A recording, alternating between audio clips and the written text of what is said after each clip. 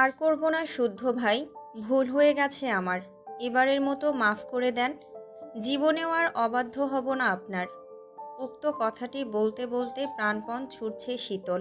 তার পেছন পেছন চ্যালাকাঠ হাতে তেড়ে আসছে শুদ্ধ।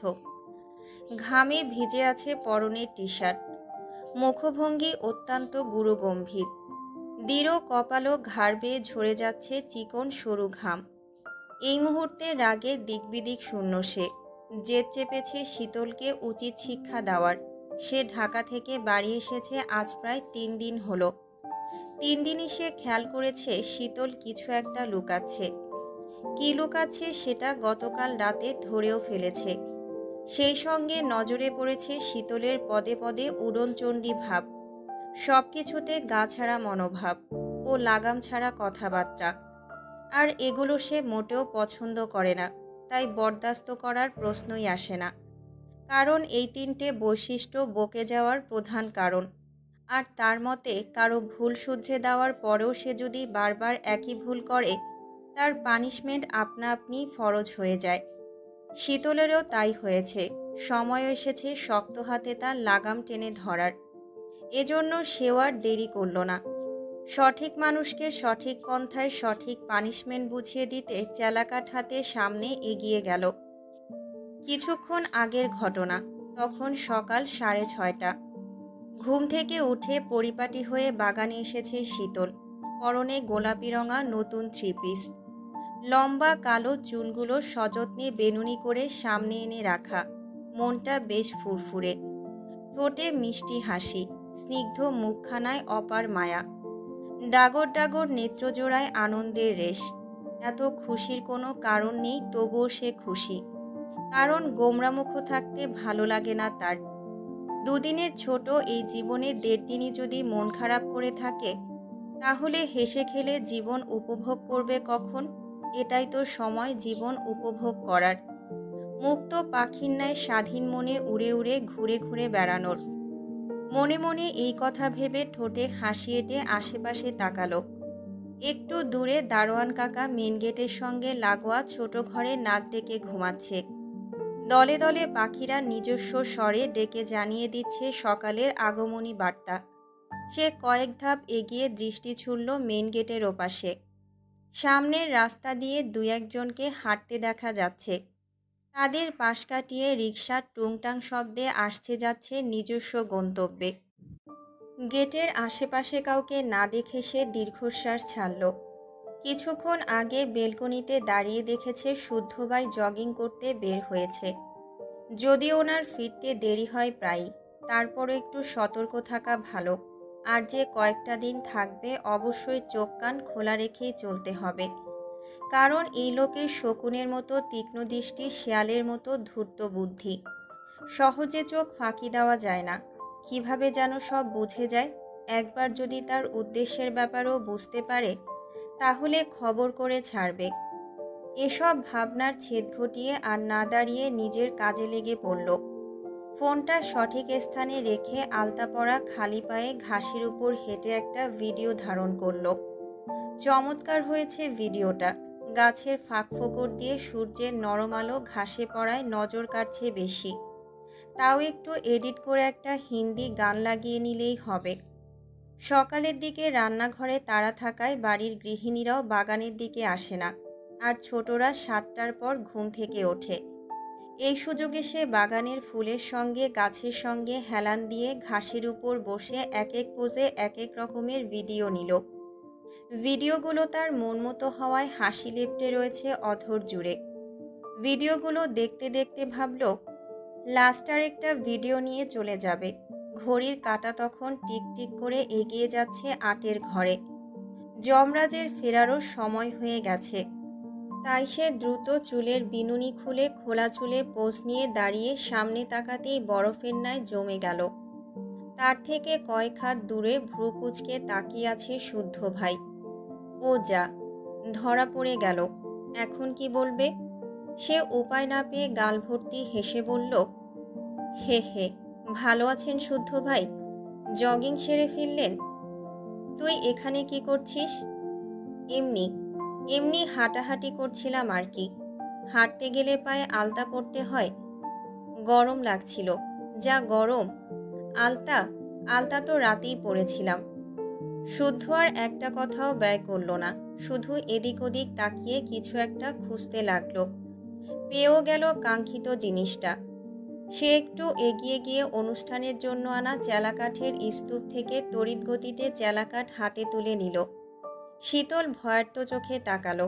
হাত দুটো থরথর করে কেঁপে উঠল। মস্তিষ্ক সংকেত পাঠালো, এর মতিগতি সুবিধার নয়, পালা শীতল, পালা। অবস্থা বেগতিক বুঝে সে ফোনটা ফেলে প্রাণপণে দৌড়াতে লাগলো আর মুখে বলতে লাগলো, আমি কিছু করিনি শুদ্ধ ভাই, ছেড়ে দেন, মরে যাব ওটা দিয়ে মারলে। সকাল সকাল মিথ্যে বলায় রাগে কোনো উত্তর করল না শুদ্ধ। তবে ওর মুখ দেখে মনে হলো ধরতে পারলে খবর আছে। এদিকে প্রত্যেক দিনের মতো ঘড়ির কাঁটা ৮-এর ঘরে পৌঁছানো মাত্রই ব্রেকফাস্ট করতে বসেছে বাড়ির কর্তা ও তাদের সন্তানরা। সামনে চেয়ারেই বসেছেন সারাফত, সাফওয়ান ও শাহাদাত চৌধুরী। এরপরে সায়ন, শখ, সৃজন, সাম্য ও স্বর্ণ। আরও ৩টে চেয়ার ফাঁকা। সেখানে বসবে শুদ্ধ, শীতল আর শতরূপা। একটু পরেই শতরূপা চৌধুরীও এসে বসলেন। পেশায় তিনি আইনজীবী। উপশহরে থাকেন নিজস্ব ফ্ল্যাটে। একমাত্র ছেলে রুবাব করিম পেশায় মেরিনার। বছরে একবার ছুটিতে আসে। বর্তমানে মাঝ সমুদ্রে থাকায় যোগাযোগ হয়নি কয়েকদিন যাবৎ। এখানে উনি মাঝে মাঝে আসেন ভাই ভাবি, ভাইপো, ভাইজিদের সঙ্গে সময় কাটাতে। সবাই এসেছে।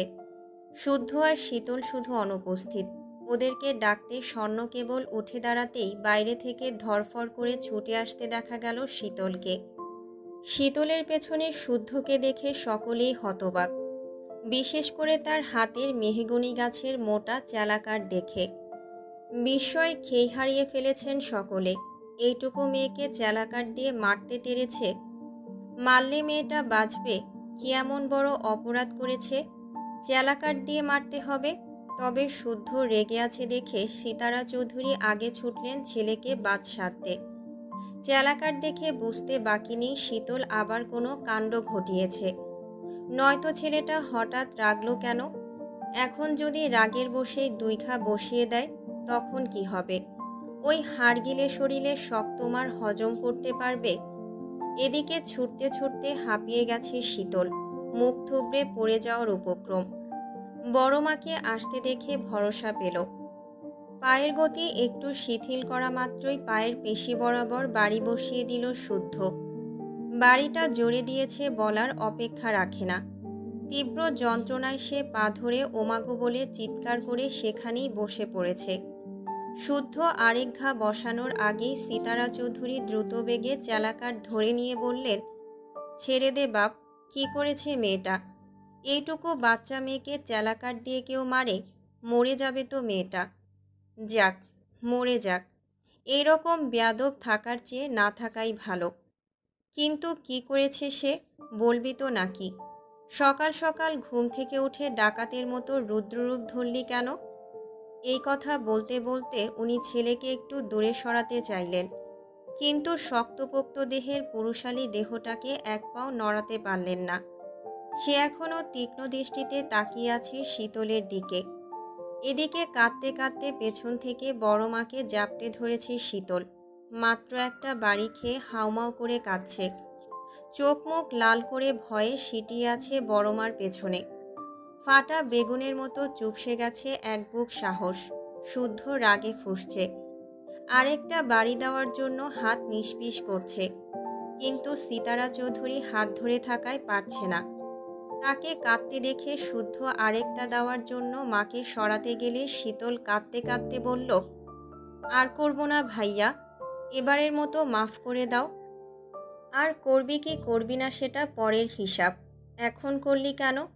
বারণ করেছিলাম না? বলেছিলাম চৌধুরী নিবাসের মেয়েরা এত সস্তা না। সস্তা মেন্টালিটি দেখাতে চাইলে বাসার বাইরে বেরিয়ে যা। বলেছিলাম না? শুদ্ধর ধমকে কেঁপে উঠল শীতল। বড় মাকে ধরে পরপর মাথা নাড়ালো। অর্থাৎ শুদ্ধ বারণ করেছিল। তাকে মাথা নাড়াতে দেখে শুদ্ধ মায়ের হাত ছাড়িয়ে সাইড থেকে আরেকটা ঘা বসালো শীতলের পিঠে। তখন শারাফত চৌধুরী কয়েক ধাপ এগিয়ে গুরুগম্ভীর সুরে বললেন, বাড়ির মেয়ের গায়ে হাত তোলা এ কেমন বিহেভিয়ার শুদ্ধ? এর আগে বারণ করেছিলাম না তোমাকে? মেয়েরা বড় হচ্ছে, যখন তখন তাদের গায়ে হাত তুলবে না। বাড়ির মেয়েটা যদি অবাধ্য হয় শুধু মার কেন, প্রয়োজনে গলায় ফাঁস দিয়ে সিলিংয়ে ঝুলিয়ে রাখব। বড় ভাইয়ের কথা শুনে শখ আর স্বর্ণ গুটিয়ে গেল। ভয়ে একে অপরের মুখ চাওয়াচাওয়ি করল, কারণ তারাও সদ্য প্রেমে মজেছে। এ কথা যদি শুদ্ধ জানে, ওদের মেরে শুটকি করে রোদে শুকাতে দেবে। বেঁচে থাকলে অনেক প্রেম করা যাবে। ছেলের কথা শুনে শারাফত চৌধুরী খুব বিরক্ত হলেন। তাচ্ছিল্যের নজরে তাকিয়ে রইলেন। এই ছেলেকে কিছু বলা না বলা দুটোই সমান। মুক্ত নয়, যেন ধারালো ব্লেড। যা বলবে কাট কাট উত্তর যেন প্রস্তুতি থাকে। তবুও তিনি দমে গেলেন না। ছেলেকে শাসিয়ে বললেন, সে যতই অন্যায় করুক সেসব দেখার জন্য আমরা আছি। তুমি কেন মারবে? কারো অপকর্ম যদি আমার সসম্মানে সামান্য ছিটে ফোটাও দাগ লাগায়, তাহলে আমি তাকে ছেড়ে দেব না, সে হোক বাবা মা কিংবা কাজিন। এ কথা বলে সে শীতলের দিকে তাকালো। ভয় পেয়ে শীতল সিটিয়ে গেল বড় মায়ের পেছনে। শুদ্ধ তখন অপর হাতে থাকা শীতলের মোবাইলটা সজোরে আছাড় মারল মেঝেতে। মোবাইলটা ভেঙে চুরে খান খান হয়ে ছিটিয়ে গেল চারদিকে। শখের মোবাইলের করুণ দশা দেখে শীতলের কান্নার গতি বাড়ল। কত কেঁদে কেটে ফোনটা কিনেছিল সে, অথচ এই বর্বর লোকটা ফোনে জান কবজ করে নিল। তখন শারাফত চৌধুরী কিছু বলার আগে সাফওয়ান চৌধুরী শুদ্ধকে জিজ্ঞাসা করল, কি করেছে শীতল? মারছিস কেন, বলবি তো নাকি? শুদ্ধ নিজের মুখে কিছু বলল না। বাধ্য হয়ে শীতলী ফোপাতে ফোপাতে বলল, টিকটক করেছি। তাকে অর্ধেক কথা লুকাতে দেখে শুদ্ধ ভ্রু বাঁকিয়ে তাকাতেই পুনরায় বলল, 4 দিন হলো একটা প্রেমও করছি। এ কথা শুনে উপস্থিত সকলের বিস্মিত নজর গিয়ে পড়ল শীতলের দিকে। বলে কি এই মেয়ে, মাথা ঠিক আছে এর? তখন শুদ্ধ স্বর্ণ আর শখের দিকে তাকিয়ে কড়া কণ্ঠে শুধালো, তোরা জানতি না? দুই বোন এবার ভয়ে গুটিয়ে গেল। ভয়ার্থের ছাপটা তাদের চেহারায় ফুটে উঠল। এ কথা তারা জানত, শীতলের পেট পাতলা। যেটাই করুক তাদের বলে কয়ে করে। তাদের মুখ দেখে শুদ্ধ যা বোঝার বুঝে গেল। এরা তিনজনই এক ঘাটের মাঝি। এদের খবরও তার জানা আছে। একজন প্রেম করে টিউশন টিচারের সঙ্গে, আরেকজন ইউনিভার্সিটির একই ডিপার্টমেন্টের ছেলের সঙ্গে। এই দুটোকেও একটা শিক্ষা না দিলে হবে না ভেবে ওদের দিকে তেড়ে গেলে সাফওয়ান চৌধুরী থামালেন। তিনজনকে খুব বকলেন। মেজ বাবার বকা শুনে শখ, স্বর্ণ, শীতল মাথা নিচু করে দাঁড়িয়ে রইল। অতপর এদিকের পরিস্থিতি সামলে নাস্তার পর্ব শেষ করে যে যার কর্মক্ষেত্রের উদ্দেশ্যে বেরিয়ে পড়ল। শারাফত ও সাফওয়ান চৌধুরী ওনাদের অফিসে চলে গেলেন। ওনারা নিজস্ব আলাদা আলাদা ব্যবসা দেখাশোনা করেন। শাহাদাত চৌধুরী আর্মি অফিসার, কিছুদিনের জন্য ছুটিতে এসেছেন। বর্তমানে আছেন চট্টগ্রামে। শারাফত চৌধুরী বাড়ির বড় কর্তা, ওনার সহধর্মিণী সিতারা চৌধুরী এবং তার 3 সন্তান সায়ন, শুদ্ধ, শখ। সায়ন পরিবারের বিরুদ্ধে গিয়ে রাজনীতি বেছে নিয়েছে। বলা যায় বড় মাপের রাজনীতিবিদ সে। শুদ্ধর পড়াশোনা চলমান। সে একজন গবেষক। সে ঢাকায় থাকে। সুযোগ বুঝে 2-4 দিনের জন্য বেড়াতে আসে। আর শখ অনার্স শেষ বর্ষের ছাত্রী। সাফওয়ান চৌধুরী এই বাড়ির মেজ কর্তা। তার সহধর্মিণী সিরাত, তাদের যমজ ছেলে সৃজন ও সাম্য। তাদের বয়স 12 বছর। ওদের দুজনের চেহারা একই রকম। চট করে তাকিয়ে আলাদা করা মুশকিল। জন্মগতভাবে তাদের দুজনের চোখেই সমস্যা বিধায় চশমা পরতে হয় দুজনকে। রোগশোকও হয় একই সাথে। সকালে একজনের জ্বর এলে 2-1 ঘন্টার মধ্যে আরেকজনের গা গরম হবে, মিস হওয়ার কোনো স্কোপ নেই। তাই একজন অসুস্থ হওয়া মাত্রই সিরাত মানসিকভাবে প্রস্তুতি নেয় আরেকজনের সেবা শুশ্রূষা করার। তবে তারা স্বভাবে হয়েছে উল্টো। একজন উত্তর মেরু তো আরেকজন দক্ষিণ মেরু। শাহাদাত চৌধুরী হচ্ছে এই বাড়ির ছোট কর্তা। ওনার সহধর্মিণী সিমিন, তাদের 2 মেয়ে স্বর্ণ ও শীতল। স্বর্ণ অনার্স দ্বিতীয় বর্ষের ছাত্রী। শীতল সবে কলেজে পা দিয়েছে। শাহাদাত চৌধুরীর চাকরিস্থল চট্টগ্রাম, সেখানেই থাকেন। স্ত্রীসহ মেয়ে দুটোকে সবার সঙ্গে চৌধুরী নিবাসে রাখেন। তারা এই বাড়ি থেকে এক পা নড়তেও ইচ্ছুক নয়।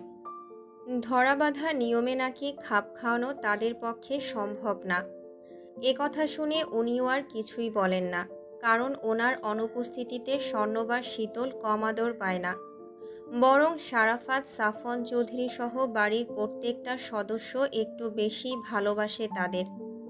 সিতারা, সিরাত, সিমিন তিন যা যত্ন করে আগলে রাখে পুরো চৌধুরী পরিবারটাকে। সব মানিয়ে নেয় নিজেদের মতো করে। তবে মজার ব্যাপার, এই চৌধুরী নিবাসের প্রতিটা সদস্যদের নামের শুরু দন্তস্ব অথবা তালব বসা দিয়ে, যেটা সচরাচর কোথাও শোনা যায় না, দেখাও যায় না। সায়ন রুম থেকে বেরিয়ে সিঁড়ি দিয়ে নামতে নামতে খেয়াল করে শীতল কান ধরে দাঁড়িয়ে আছে। তার শাস্তি এখনও শেষ হয়নি। ড্রয়িং রুমে শুদ্ধ বসে, তাই পালাতেও পারছে না। সে শীতলের দিকে তাকিয়ে খ্যাক খ্যাক করে হেসে বলল, আর ছেলে পেলি না, শেষে কিনা ড্যান্ডি ঘোরের প্রেমে পড়লি? শীতল মুখ তুলে তাকালো। পায়ের ব্যথায় জান যায় যায় অবস্থা। সায়নকে হাসতে দেখে রাগ হলো খুব। কোথায় তাকে বাঁচিয়ে বড় ভাইয়ের দায়িত্ব পালন করবে তা না করে দাঁড়িয়ে দাঁত কেলিয়ে হাসছে। মির্জাফরের দল এক একটা, সময় তারও আসবে। সায়নের হাসি সহ্য হলো না, তাই শীতলও খ্যাক করে বলল, কে ড্যান্ডিখোর? সে মোটেও ড্যান্ডিখোর না। এ কথা শুনে সায়ন হো হো করে হেসে ফেলল। তখন তাদের কথার মাঝে সিরাত অর্থাৎ শীতলের মেজমা এসে উপস্থিত হলেন। উনি সায়নের উদ্দেশ্যে বললেন, ড্যান্ডি কিরে বাপ? ড্যান্ডি এক ধরনের আঠা। ড্যান্ডাইট অ্যাডহেসিভ নামের আঠাকে ছোট করে ড্যান্ডি বলে। ইলেকট্রনিক যন্ত্রপাতি, ডিভাইস, চামড়া এবং প্লাস্টিকের পণ্য জোড়া লাগানোর কাজে ব্যবহৃত হয় ড্যান্ডি। এটা এখন নেশা হিসেবে বেছে নিয়েছে অনেকে। সায়নের কথা শুনে সিরাতের চোখ কপালে উঠে গেল। উনি আঁতকে উঠে বললেন, হ্যাঁ রে শীতল, শেষে কিনা আঠাখোরকে পছন্দ হলো তোর? ব্রেকআপ করে ফেল মা। আঠাখোর জামাই চাই না আমাদের। আঠা দিয়ে জামাই আপ্যায়ন করে কিভাবে তাও তো জানি না। মেজমায়ের কথা শুনে সায়নের হাসি বেড়ে গেল। সে হাসতে হাসতে বলল, কেন মেজমা? আঠা দিয়ে সব আইটেম বানাবে। আঠার পোলাও, আঠার কোরমা, আঠার রোস্ট, আঠার কালা ভুনা। আমাদের শীতলের ইউনিক জামাই বলে কথা, তাকে ইউনিক আপ্যায়ন না করলে চলবে? এ কথা বলে সায়ন আবারও হাসতে লাগল। খাবারের আইটেমের নাম শুনে সিরাত মুখ কুঁচকে নিলেন, আর শীতল বিরক্ত হয়ে তাকিয়ে রইল। বড় ভাইগুলোর কাজই হলো ছোট বোনদের বফের ভুল ধরা। কি যে মজা পায় কে জানে। তবে বাড়ির সবাই জেনে গেছে দেখে সেও ভেবে নিল আজই ব্রেকআপ করে নেবে, নয়তো শুদ্ধ ভাই চেলাকাঠ ভাঙবে তার পিঠের উপরে। ড্রয়িং রুমে বসে মা চাচিদের দিকে বিরক্ত চোখে তাকিয়ে আছে শীতল। বিরক্তির ভারে চোখ মুখ কুঁচকে আছে তার। পায়ের পেশিতে কালশিটে দাগ পড়ে যাওয়ার অবস্থা। ব্যথায় পিঠ পা অবশ প্রায়। তার মধ্যে এতক্ষণ কান ধরে থেকে কেবলই ছাড়া পেয়েছে সে। ছাড়া পাওয়া মাত্রই সোফায় বসে পা ধরে কাঁদতে শুরু করেছে। তাকে কাঁদতে দেখে সিমিন চৌধুরী বকতে বকতে গেছেন রসুন তেল গরম করতে। কিন্তু সেই যে গেছে, এখনো ফেরার কোনো নাম নেই। থাকবে কিভাবে? রান্নাঘরে তিনজা মিলে রাজ্যের গল্প জুড়ে দিয়েছে। লাল শাক, পুঁই শাক দেখে পুরনো কিছু কথা মনে পড়েছে তিন জায়ের। ওনাদের প্রেগনেন্সির সময় কে কোন জিনিস খেতে পারত না, কার কোনটা খেতে ইচ্ছে করত। কোন খাবার দেখা মাত্রই গা গুলাতো, এসব কথাই উঠেছে। ওনাদের সঙ্গে সঙ্গ দিয়েছে কাজের বুয়া সাহেলা। এই মহিলা আরেক গল্পবাজ, যার তার সঙ্গে গল্প জুড়ে দেয়। গল্প করতে করতে বাংলায় গালিও ছড়ে অনায়াসে। ওনার এই বদস্বভাবের কারণে সায়নের কাছে ধমক খেয়েছে বেশ কয়েকবার। ধমক খাওয়ার পর মুখ কাচুমাচু করে বলে, জীবনেও আর গাইলাইতাম না ভাইজান। যদি গাইলাই তাইলে কুত্তার লগে দোস্তি করুম। কুত্তা আমার দোস্ত। এরপর 2 দিন ঠিক থাকে, তারপর যা করার তাই। শুদ্ধকে দেখে ভয় পায় বিধায় সে বাড়িতে এলে কম কথা বলে। দূরে দূরে থাকে। শুদ্ধ গেলে যেন হাঁপ ছেড়ে বাঁচে। একবার তো বড় মাকে বলেই ফেলেছিল, মা জননী, আপনার ছোট পোলা এমন খসখসা মেজাজের কেন? হেই প্যাডে থাকতে কি খুকসা পাতার রস খাইছিলেন? সেদিন তার কথা শুনে বড় মাও বিস্মিত নজরে তাকিয়েছিলেন। আসলে কি জবান দেবেন বুঝে উঠতে পারছিলেন না বেচারি।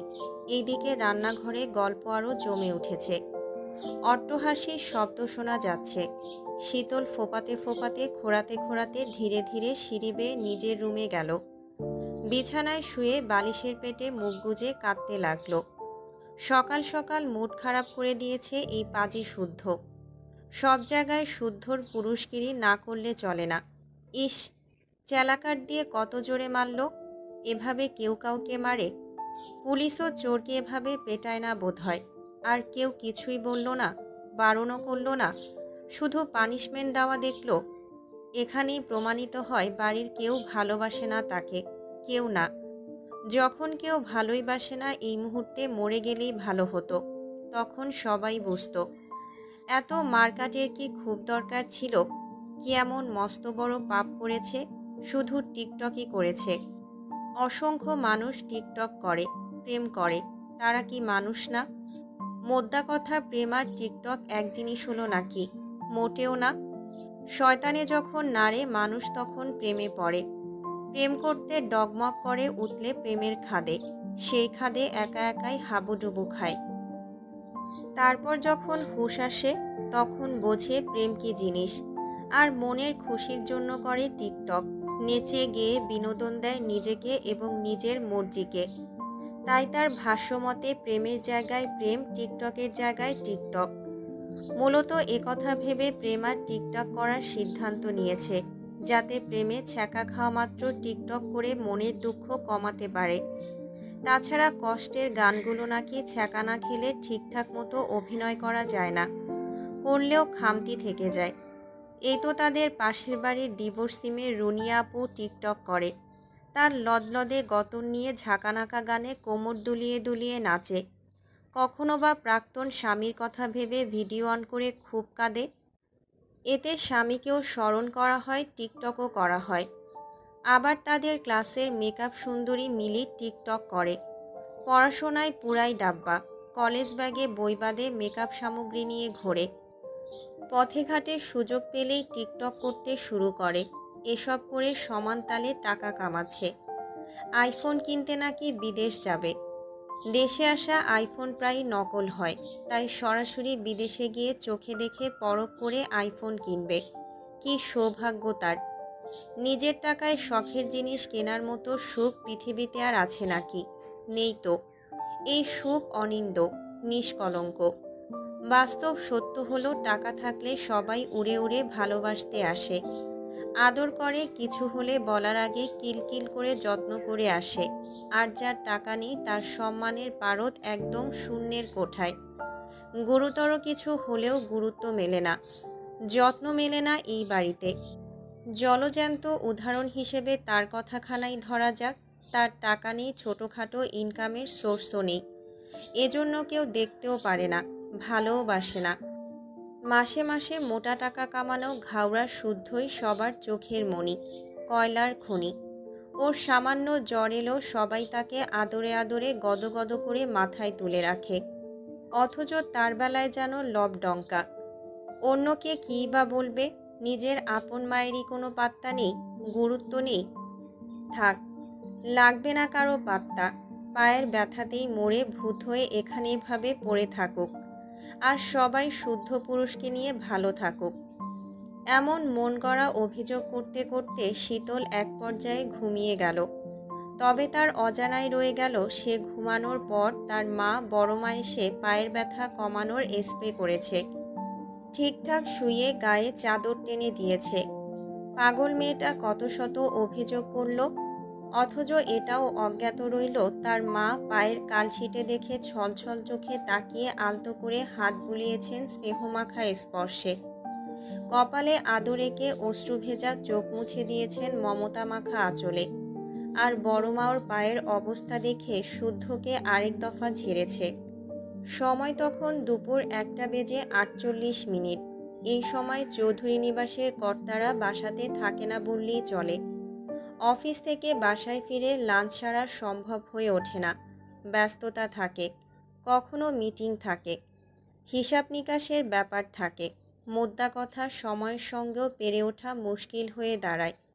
কিন্তু শারাফাত ও সাফওয়ান চৌধুরীর ছোট ভাই শাহাদাত চৌধুরী ছুটিতে এলে 3 ভাই একসঙ্গে খেতে বসে। তখন যত ব্যস্ততাই থাকুক, 3 বেলা একসঙ্গে এক টেবিলে খেতে ঠিকই সময় বের করে নেন তারা। তখন ভাইয়ের থেকে কাজকে গুরুত্বপূর্ণ মনে হয় না, কারণ শাহাদাত চৌধুরী বাড়ির বাইরে থাকেন। দিনের পর দিন, মাসের পর মাস একা একা খান, পরিবারকে কাছে পান না, সময় দিতে পারেন না। ওনার নিশ্চয়ই পরিবারের সবার সঙ্গে সময় কাটাতে ইচ্ছে করে, গল্পের পসরা খুলে খাওয়ার পর্ব সারতে ইচ্ছে করে। তাছাড়া এক টেবিলে খেতে বসলে কত কথা হয়, কত মজা হয়, রাগ অভিমান, দুষ্টুমি, খুনসুটি সবই হয়। আর এগুলো বন্ধনকে আরও দৃঢ় করে, সম্পর্ক মজবুত করে। ছোট ভাইয়ের দিকটা মাথায় রেখে শারাফাত চৌধুরী আদেশে যে কয়টা দিন উনি বাড়িতে থাকেন, সবাই খাওয়ার সময় ঠিক সময়ে পৌঁছে যায়। নিয়ম অনুযায়ী আজও সবাই একে একে খাওয়ার টেবিলে এসে হাজির, অথচ সবার মধ্যে শীতল অনুপস্থিত। তার কথা জিজ্ঞেস করায় সকলে মুখ চাওয়াচাই করল। কেউ জানে না তার কথা।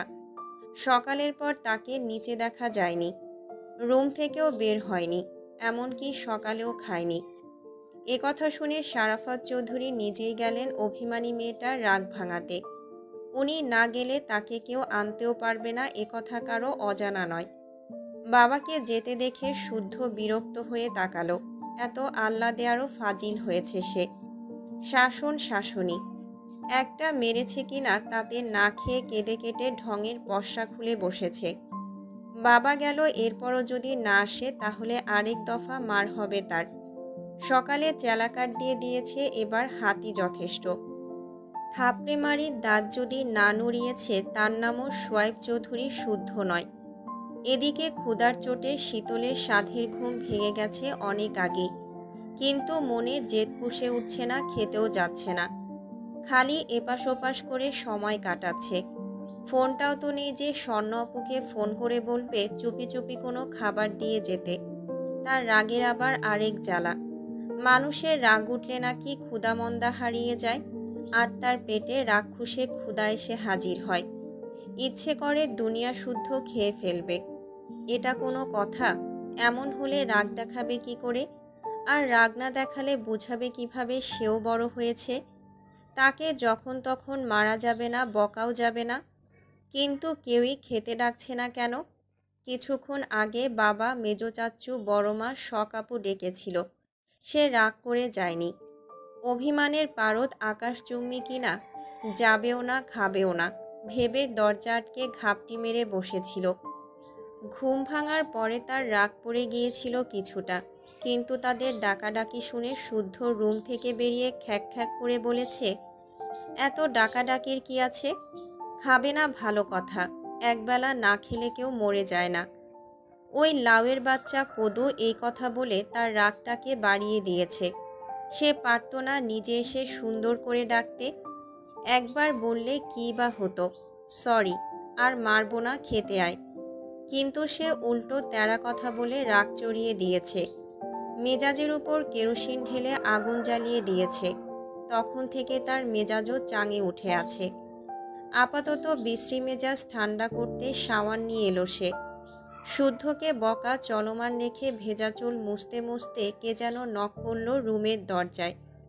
খ্যাক করে উত্তর দেওয়ার আগে ভেসে এলো বড় বাবার গলা। সে জলদি দরজা খুলে দেওয়া মাত্রই শারাফাত চৌধুরী স্নেহমাখা হাসি উপহার দিলেন। শীতল সব রাগ ভুলে গেল। অভিমানের পারদ গলেও চুরচুর। এই মানুষটার প্রতি একটু বেশি দুর্বল সে। ওনার কোনো কথা ফেলতে পারে না, কারণ বাবাকে সে কতদিন কাছে পায়? পায় না বললেই চলে। যখন বাবাকে প্রয়োজন হয় এই মানুষটাই তাকে আগলে রাখে, ভরসা দেয়, সাহস যোগায়। এমনকি পৃথিবীতে আসার পর সে সবার প্রথমে কোলে চড়েছে এই মানুষটারই। ওর বাবা তখন কোনো একটা মিশনে গিয়েছিল।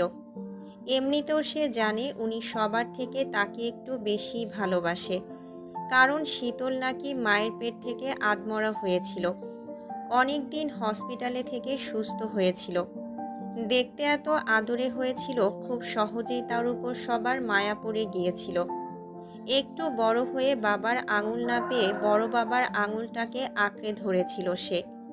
বাড়ির অন্যান্য ছেলেমেয়েরা ওনার রাগী রাগী মুখ দেখে ভয় পেত, খুব একটা কাছে ঘেঁষত না, এখনও তাই। অথচ সব কিছুতে শীতলের ওনাকেই চাই, এখনও তাই।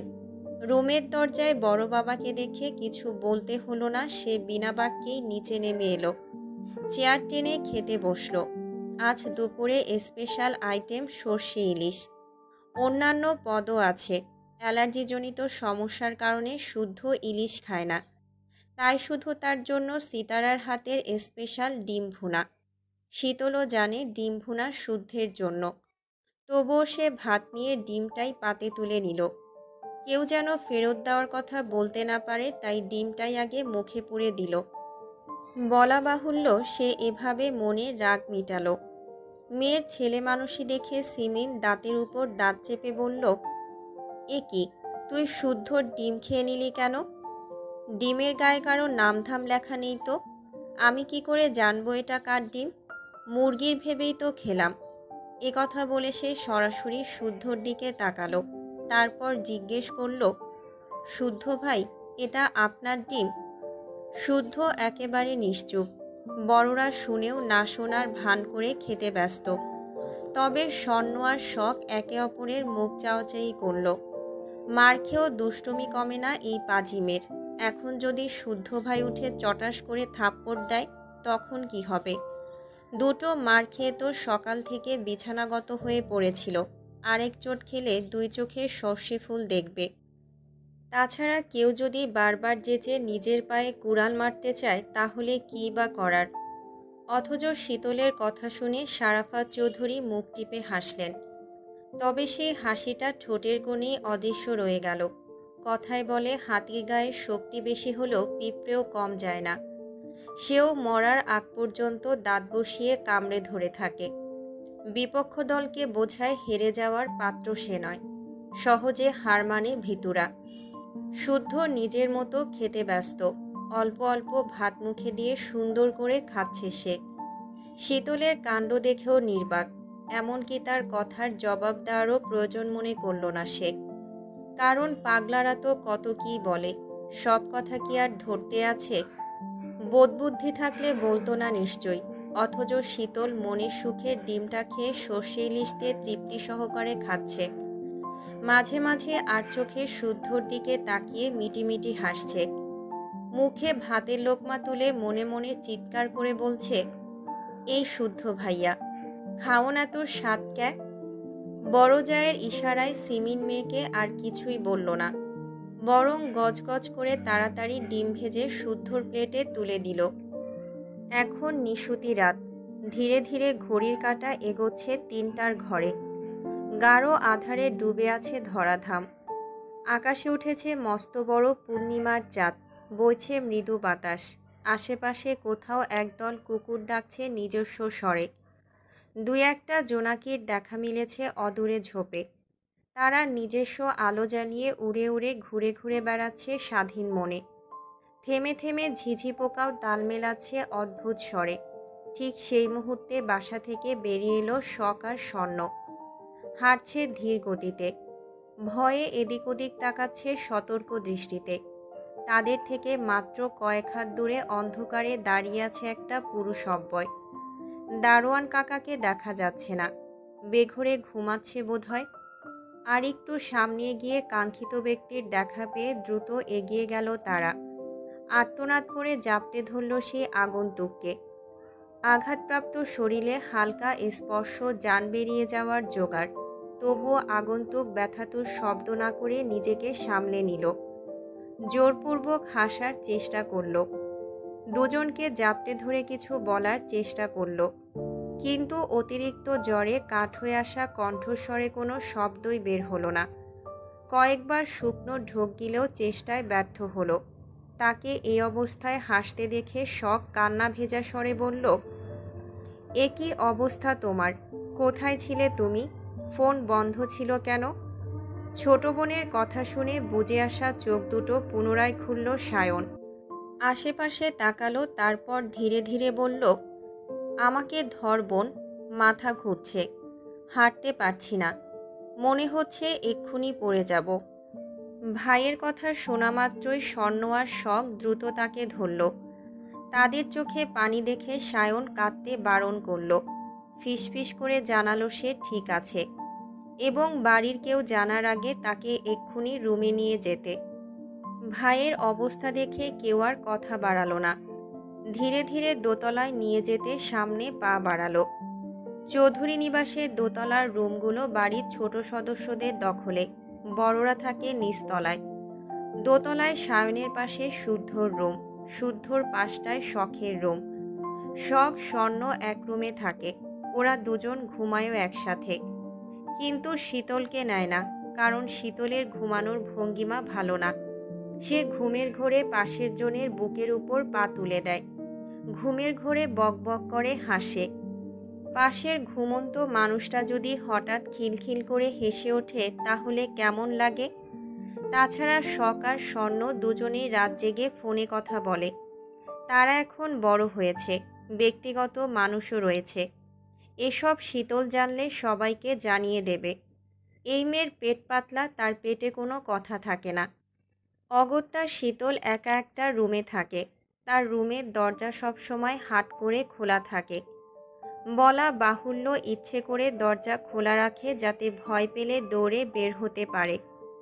শখ স্বর্ণ বের হওয়ার আগেও দেখে এসেছে শীতল হাত পা ছড়িয়ে বেঘরে ঘুমাচ্ছে।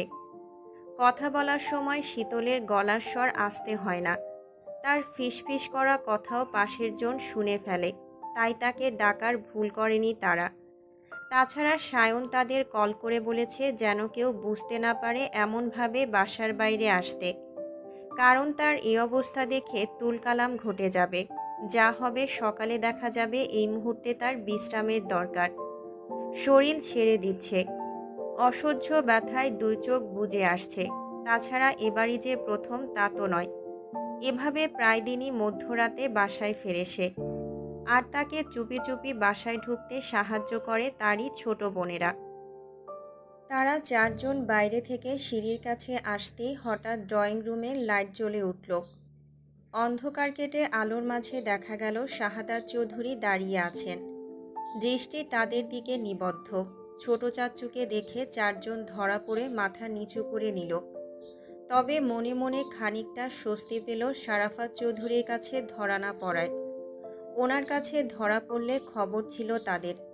শাহাদাত চৌধুরী আঘাতপ্রাপ্ত সায়নের আপাদমস্তক তাকিয়ে দীর্ঘশ্বাস ছাড়লেন। ছেলেটার মাথায় হাতে পায়ে ব্যান্ডেজ করা। এই ছেলেকে কতবার বুঝিয়েছেন এসব রাজনীতি টাজনীতিতে না জড়াতে, কিন্তু এই ছেলে কথা শুনলে তো। শুধু একবার নয়, বারবার বাড়ির সব সদস্যরা তাকে বুঝিয়েছে এসব না করতে, কিন্তু সে শোনেনি। বরং জেদ দেখিয়ে দলনেতা হয়েছে। তার চেলাপেলারা তাকে ভাই ভাই করে ডেকে মুখে ফেনা তুলে ফেলে, মিছিল মিটিং করে, মারামারিতেও দেখা যায়। যত দিন যাচ্ছে রাজনীতির সঙ্গে আরও জড়িয়ে যাচ্ছে সে। এবং আজ জানা গেছে আবু সিদ্দিক নামের একজন রাজনীতিবিদের ডান হাত সে। নির্বাচনের জন্য যত দৌড়ঝাঁপ করতে হয় করছে আবু সিদ্দিকের হয়ে। একথা শোনা মাত্র শারাফাত চৌধুরী ভীষণ ক্ষেপেছে তার উপর, কারণ চৌধুরী নিবাসের কেউ সরাসরি রাজনীতিতে জড়ায়নি কখনোই। সায়নী এই দুঃসাহস দেখিয়েছে। এসবের চক্করে কবে যে মার খেয়ে মরে রাস্তায় পড়ে থাকে কে জানে। ভালো স্টুডেন্ট সে, রেজাল্টও ফার্স্ট ক্লাস, অথচ আবেগের বশে ভুল ডিসিশন নিয়ে ক্যারিয়ার নষ্ট করতে রাজনীতিতে নাম লিখিয়েছে। তাকে কোনোভাবেই বোঝানো যাচ্ছে না রাজনীতি এত সোজা নয়। রাজনীতিতে টিকতে গেলে নোংরা সাফ করার সঙ্গে নিজের গায়ে নোংরা লাগাতে হয়। লয়াল পারসন হয়ে আর যাই হোক কখনো রাজনীতি করা যায় না। করলে জান মানসহ ক্ষমতায় স্থায়িত্ব থাকে না। এসব ভাবতে ভাবতে উনি এগিয়ে এলেন। ড্রয়িং রুমের দেয়ালে সেটে রাখা বড় দেয়াল ঘড়ির দিকে তাকিয়ে সময়টা দেখে নিলেন। একবার তাকালেন বড় ভাইয়ের রুমের দিকে। ওই মানুষটা কিছুক্ষণ আগেই রুমে গিয়েছে। ছেলের টেনশনে অস্থির হলেও কাউকে বুঝতে দিতে রাজি নন তিনি। সায়ন পরশুদিন দুপুরে সবার সঙ্গে খেয়ে বের হয়েছিল। এরপর খোঁজ পাওয়া যাচ্ছিল না তার, ফোনও বন্ধ ছিল। তার ফ্রেন্ডরাও খোঁজ দিতে পারছিল না। দলের চেলাপেলাদের জিজ্ঞাসা করেও লাভ হয়নি। মধ্যেখানে একদিন পর এত রাতে বাড়ি ফিরেছে সে। ছেলেটা বাড়ি ফিরেনি দেখে বড়দের কারো খাওয়া নেই, চোখে ঘুম নেই। অথচ এই ছেলের মধ্যে এক ফোঁটাও অনুশোচনা নেই, খারাপ লাগার রেশ নেই। মনে মনে এসব ভেবে উনি শখ ও স্বর্ণকে সরতে বলে নিজের সায়নকে ধরে উপরে নিয়ে যেতে যেতে বললেন, নিজের জানের মায়া না করো, বাবা মায়ের কথা অন্তত মাথায় রাখতে পারো। তাদের বয়স হচ্ছে, আর কত। সায়ন বরাবরের মতোই নিরুত্তর। রোজ এক কথা শুনতে শুনতে কানের পোকা বের হয়ে গা সওয়া হয়ে গেছে। এখন কেউ কিছু বললে তার গায়ে লাগে না, খারাপও লাগে না, বরং বেহায়া মনে আনন্দ হয়। কারণ ভীষণ শখের পেশায় নিজের নাম তৈরি করতে পেরেছে, ক্ষমতা অর্জন করেছে। তার নাম শাহরিয়ার চৌধুরী সায়ন। রাজনীতির মাঠে সে শাহরিয়ার ভাই নামেই পরিচিত। এটা তার কাছে গর্বের, অহংকারের। শাহাদাত চৌধুরী তাকে ধরে রুমে পৌঁছে দিয়ে সাবধানে বিছানায় শুইয়ে দিলেন। কিভাবে এই অবস্থা হলো সরাসরি জিজ্ঞাসাও করলেন। সায়ন জানালো, বিপক্ষ দলের ছেলেপেলেরা একা পেয়ে দুই ঘা বসিয়েছে। একা থামাতে পারেনি কাউকে, ফলস্বরূপ আদমরা হতে হয়েছে। রাজনীতি মানেই তো একদিন মারো তো আরেক দিন মার খাও। এ আর নতুন কি? মাঝখানে একদিন হসপিটালে ছিল। বাসায় জানলে দুশ্চিন্তা করবে, তাই কাউকেই জানায়নি। ফোনটা হারিয়ে গেছে বিধায় কাউকে জানাতেও পারেনি। দুশ্চিন্তার কারণ নেই, সে একদম ঠিক আছে। একের পর এক সায়নের দুর্বল যুক্তি শুনে শাহাদাত চৌধুরী শুধু শুনলেন। তারপর কিছু লাগবে কিনা জানতে চাইলেন। সায়ন বালিশে মাথা রেখে না বোধক মাথা নাড়ল, মনে মনে ঠিকই বলল, ছোটবেলার মতো প্যান্ট খুলে আমাকে হিসু করিয়ানো চাচ্চু, বড্ড চাপে আছি। এখন বড় হয়েছে এই কথা কি আর মুখে বলা যায়? তবুও দুই হাতে ব্যান্ডেজ দেখে শাহাদাত চৌধুরী নিজে থেকেই জানতে চাইলেন ওয়াশরুমে যাবে কিনা। মনের কথা বুঝে ফেলায় সায়ন একটু লজ্জাও পেল, তবে মুখে বলল যাবে না। এ কথা শুনে উনি চলে গেলেন। উনি যাওয়ার পরপর শখ আর স্বর্ণ খাবার হাতে রুমে ঢুকল। শখ নিজ হাতে বড় ভাইকে খাইয়ে মেডিসিন খাইয়ে দিল। এদিকে খাওয়ার পর প্রস্রাবের চাপ আরও বেড়েছে। ছোট বোনদেরও বলতে পারছে না ওয়াশরুমে নিয়ে যাওয়ার কথা, যতই হোক বোন তো। এদিকে ঘড়িতে কাঁটা এসেছে ৩টার ঘরে। সময় কাটছে যেন বাতাসের গতিতে। অনেক রাত হয়েছে দেখে বোনদের ঘুমাতে যেতে বলে কাঠ হয়ে পড়ে রইল সে। শখ ভাইয়ের গায়ে চাদর টেনে পা বাড়াতেই সায়ন চোখ বন্ধ করা অবস্থায় বলল, শুদ্ধ কি বাসায় আছে নাকি চলে গেছে? ছোট ভাইয়া বাসাতেই আছে, ওকে ডেকে দিয়ে যা তো, আস্তে ডাকিস, কেউ যেন না শোনে। আচ্ছা ভাইয়া। এ কথা বলে শখ আর স্বর্ণ শুদ্ধ রুমের দরজায় নক করল। দুইবার নক করতেই শুদ্ধ বেরিয়ে এলো, সম্ভবত পড়ছিল। এত রাতে দুজনকে দেখে কিছু বলার আগেই স্বর্ণ জানালো সায়ন ডাকছে। সায়নের ডাকা মানে আহত হয়ে বাড়ি ফিরেছে। সে কথা না বাড়িয়ে তাদের যেতে বলে নিজেও পা বাড়ালো বড় ভাইয়ের রুমে। শুদ্ধ সায়নের রুমে গিয়ে কেবল দাঁড়াতেই সায়ন তীক্ষ্ণ দৃষ্টিতে ছোট ভাইয়ের দিকে তাকালো। রাগে মুখ থমথম করছে তার।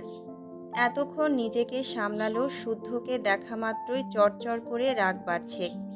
ইচ্ছে করছে নাক বরাবর ঘুষি বসিয়ে দিতে। শুদ্ধ বড় ভাইয়ের দৃষ্টির মানে বুঝেও নির্বাক। সে জানে তাকে ডাকার মূল কারণ। সে নিজেও ভাইয়ের দিক থেকে দৃষ্টি সরালো না, বরং চোখে চোখ রেখে সামনের সোফায় রাজকীয় ভঙ্গিমায় বসল। তাকে এভাবে বসতে দেখে সায়নের মেজাজ আরও বিগড়ে গেল। সে ব্যথা শরীরে চট করে উঠে বসল। তারপর রাগে ফুঁসতে ফুঁসতে বলল, যেটা করছিস সেটা ভালো হচ্ছে না, এখানেই থেমে যা। কোনটা ভালো হচ্ছে না?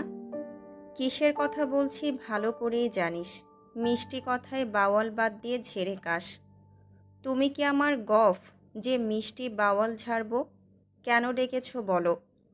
তুই আমার পিছু পিছু কৃষ্ণনগর কেন গিয়েছিলি? শুদ্ধ সঠিক জবাবের ধারের কাছেও গেল না, বরং তেরা কণ্ঠে তাচ্ছিল্য করে বলল, ভুল পথ ছেড়ে সঠিক পথে আসো, এতে তুমি আমি দুজনেই ভালো থাকব। আমি সঠিক পথেই আছি। না, নেই।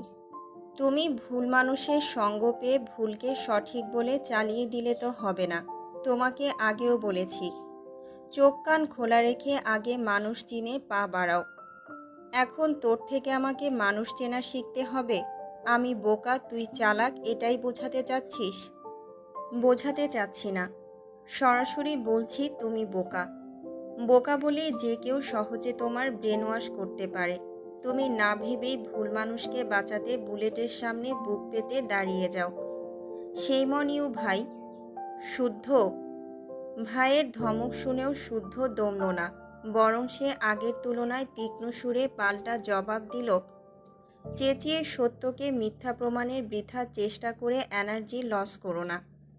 এখনও সময় আছে, মানুষ চেনা শিখে নাও, নয়তো চরম মূল্য দিতে হবে তোমাকে। আজ তোমার দলের একজনকে মেরেছি, একই কাজ করলে আগামীতে আরও 10 জনকে মারব। একজন রিসার্চার হিসেবে শুধু নাম কামিয়েছি তা কিন্তু নয়, ঘাটতারা হিসেবেও নামডাক রয়েছে আমার, আর সেটা তোমার থেকে কেউ ভালো জানে না নিশ্চয়ই। ঢাকায় ফিরে যা, এসবের মধ্যে নিজেকে জড়াস না। এক কথা বারবার বলতে পারবো না। এর আগে তোর গায়ে হাত তুলিনি, আর তুলতেও চাই না। ফিরে যা বলছি। নিজের কাজে মনোযোগ দে। আমার পার্টি অফিসের আশেপাশে তোকে যেন না দেখি। সবার কাছে তুই ভালো ছেলে, তাই হয়ে থাক। বড় ভাই যদি ভুল পথে পা বাড়ায়, তাকে সঠিক পথে আনার দায়িত্বটাও আপনা আপনি ছোট ভাইয়ের ঘাড়ে চলে আসে। আমি সর্বদা আমার দায়িত্ব পালনে অটল থাকি, আছি, তাই থাকব। আর তোমাকে আগেও বলেছি, সিদ্দিক ভালো মানুষ নয়, তার সঙ্গে কাজ করতে পারবে না তুমি। কেন পারবো না? আমি বারণ করছি তাই। তুই বারণ করার কে? আমি কে সেটা নিজেই নিজেকে প্রশ্ন করো, উত্তর পেয়ে যাবে। তবে আমি যখন বলেছি তুমি সিদ্দিকের হয়ে কাজ করতে পারবে না, মানে পারবে না। আমি তোমাকে করতে দেব না। এবার বাড়াবাড়ি করছিস তুই, হয়তো।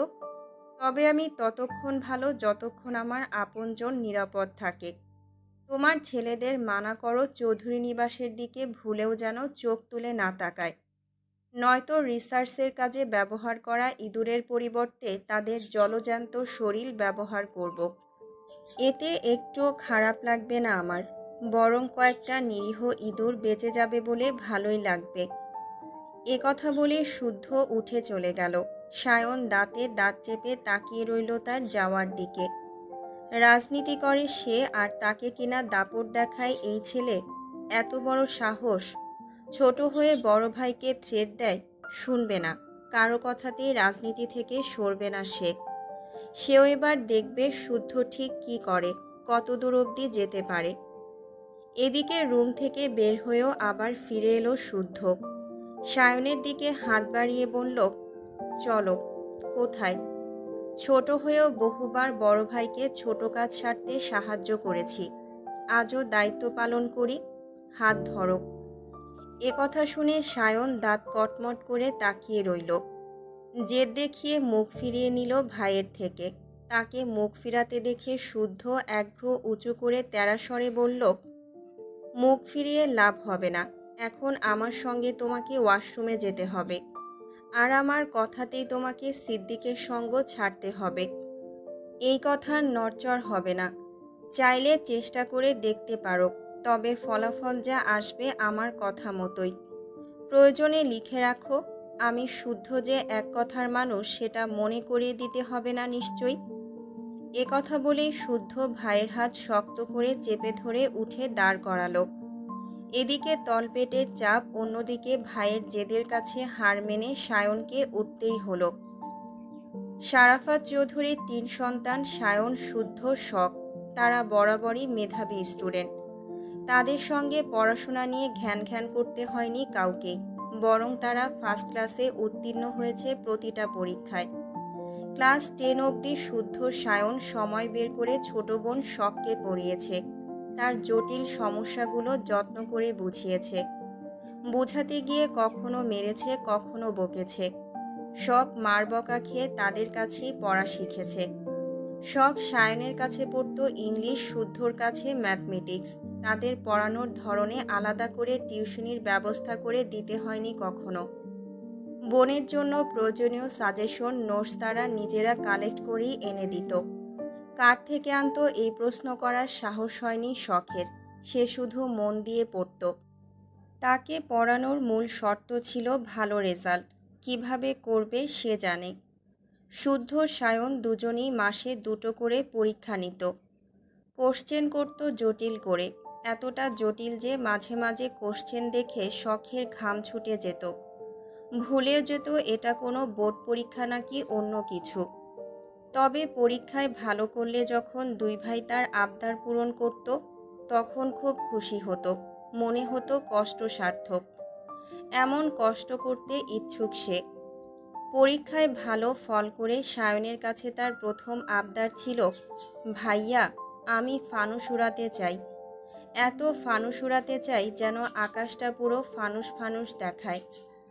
সপ্তাহখানিক পর তার আবদার পূরণ করেছিল সায়ন।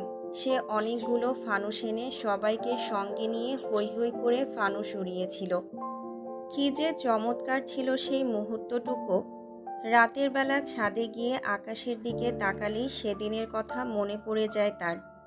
শাওন এই বাড়িতে বড় ছেলে হলেও বাড়িতে সবার সঙ্গে হাসি মুখে কথা বলে, মজা করে, বোনদের পেছনে লাগে, হাত ভর্তি জিনিস এনে দেয়, ছোটোখাটো আবদার পূরণ করে।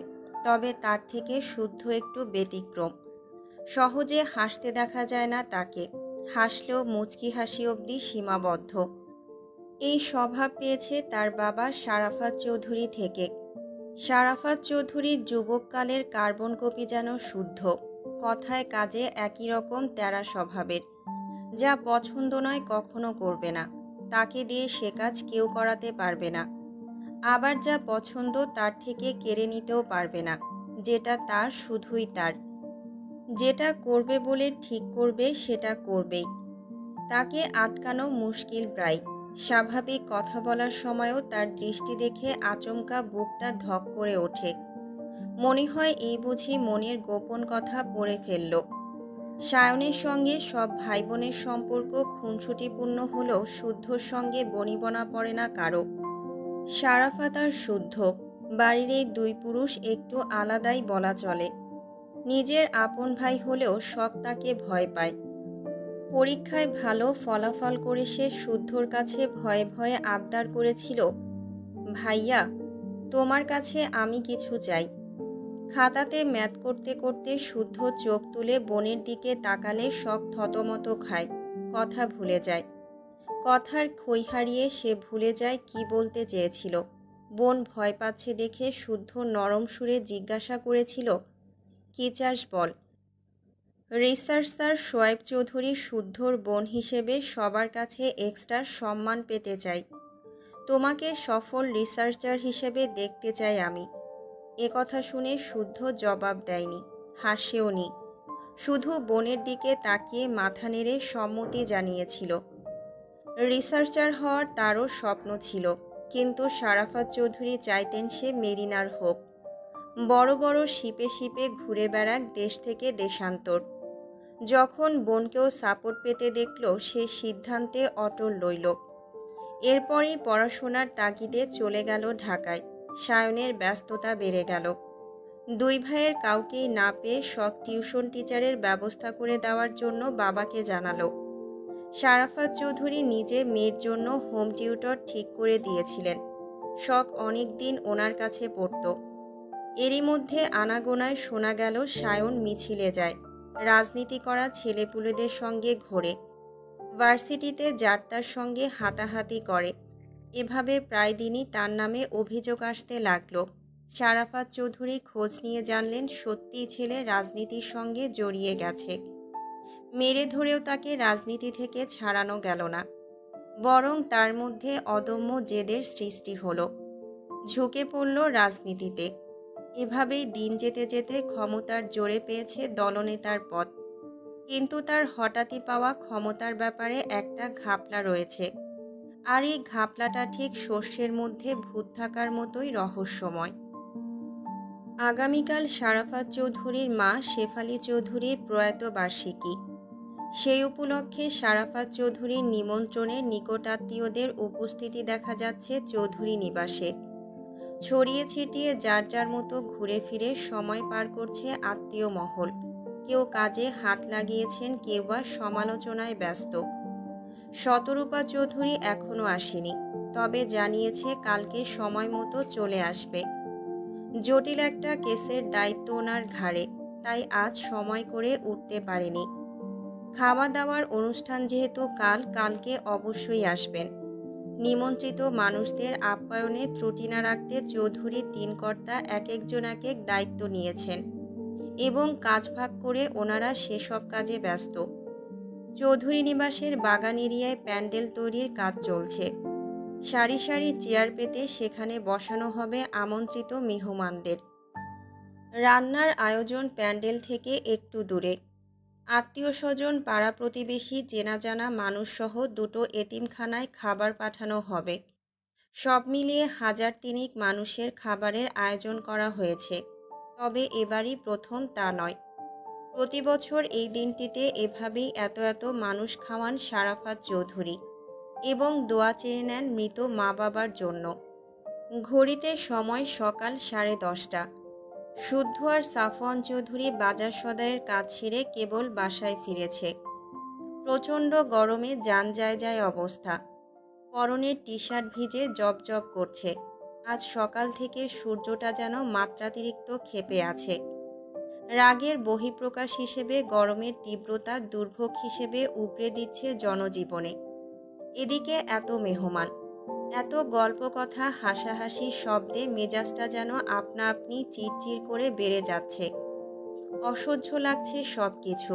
গত রাতে ঠিকঠাক ঘুম পুরো না হওয়ার কারণে মাথা ভার হয়ে আছে। চোখ লাল হয়ে আপনা আপনি বুজে আসছে।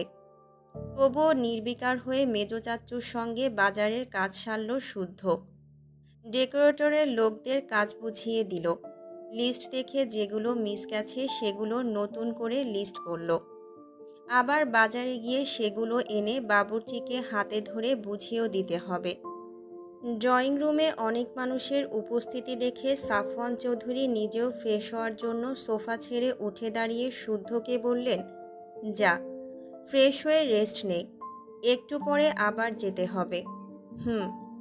এ কথা বলে সাফওয়ান চৌধুরী চলে গেলে অগত্যা শুদ্ধ উঠে দাঁড়ালো। উকিঝুঁকি মেরে মা কিংবা বোনদের কাউকেই দেখতে পেল না। এত গরমে বাইরে থেকে এলো, কেউ যে এক গ্লাস পানি দেবে তাও কারো হুঁশে নেই।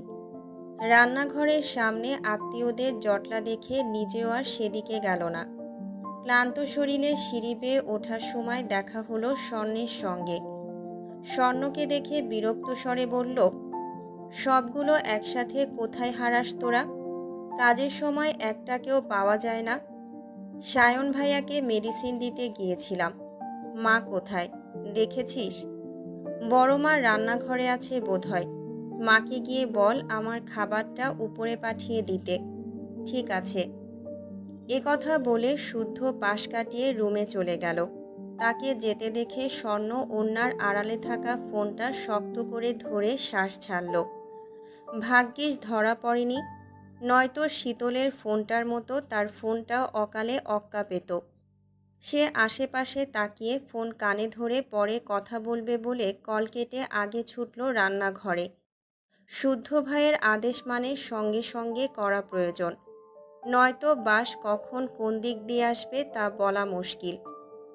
বাড়ির গৃহিণীরা রান্নাঘরে বসে গল্পে গল্পে অনুষ্ঠানের জন্য আনা বাজার সদাই গুছিয়ে রাখছেন। এখানে শীতল শখও আছে। শখ মায়ের হাতে হাতে কাজ গুছিয়ে দিলেও শীতল বসে বসে কিসমিস চিবাচ্ছে। তার মন মেজাজ খুব খারাপ, এতটা খারাপ যে কেউ কিছু বললেই খেকিয়ে উঠছে। তর্ক করছে, ঝগড়াও হয়েছে দুইজনের সঙ্গে। তারপর সকাল থেকে গাঁট হয়ে রান্নাঘরে বসে আছে। এখান থেকে সরেনি, কারো সঙ্গে কথাও বলেনি। কারণ কড়াভাবে আদেশ জারি করা হয়েছে তাকে যেন স্মার্টফোন কিনে দেওয়া না হয়। যে দেবে আগে তার বিচার করা হবে, তারপর শীতলের। এই সিদ্ধান্তের পরপরই বিশেষ বিবেচনায় মত পরিবর্তনও করা হয়েছে।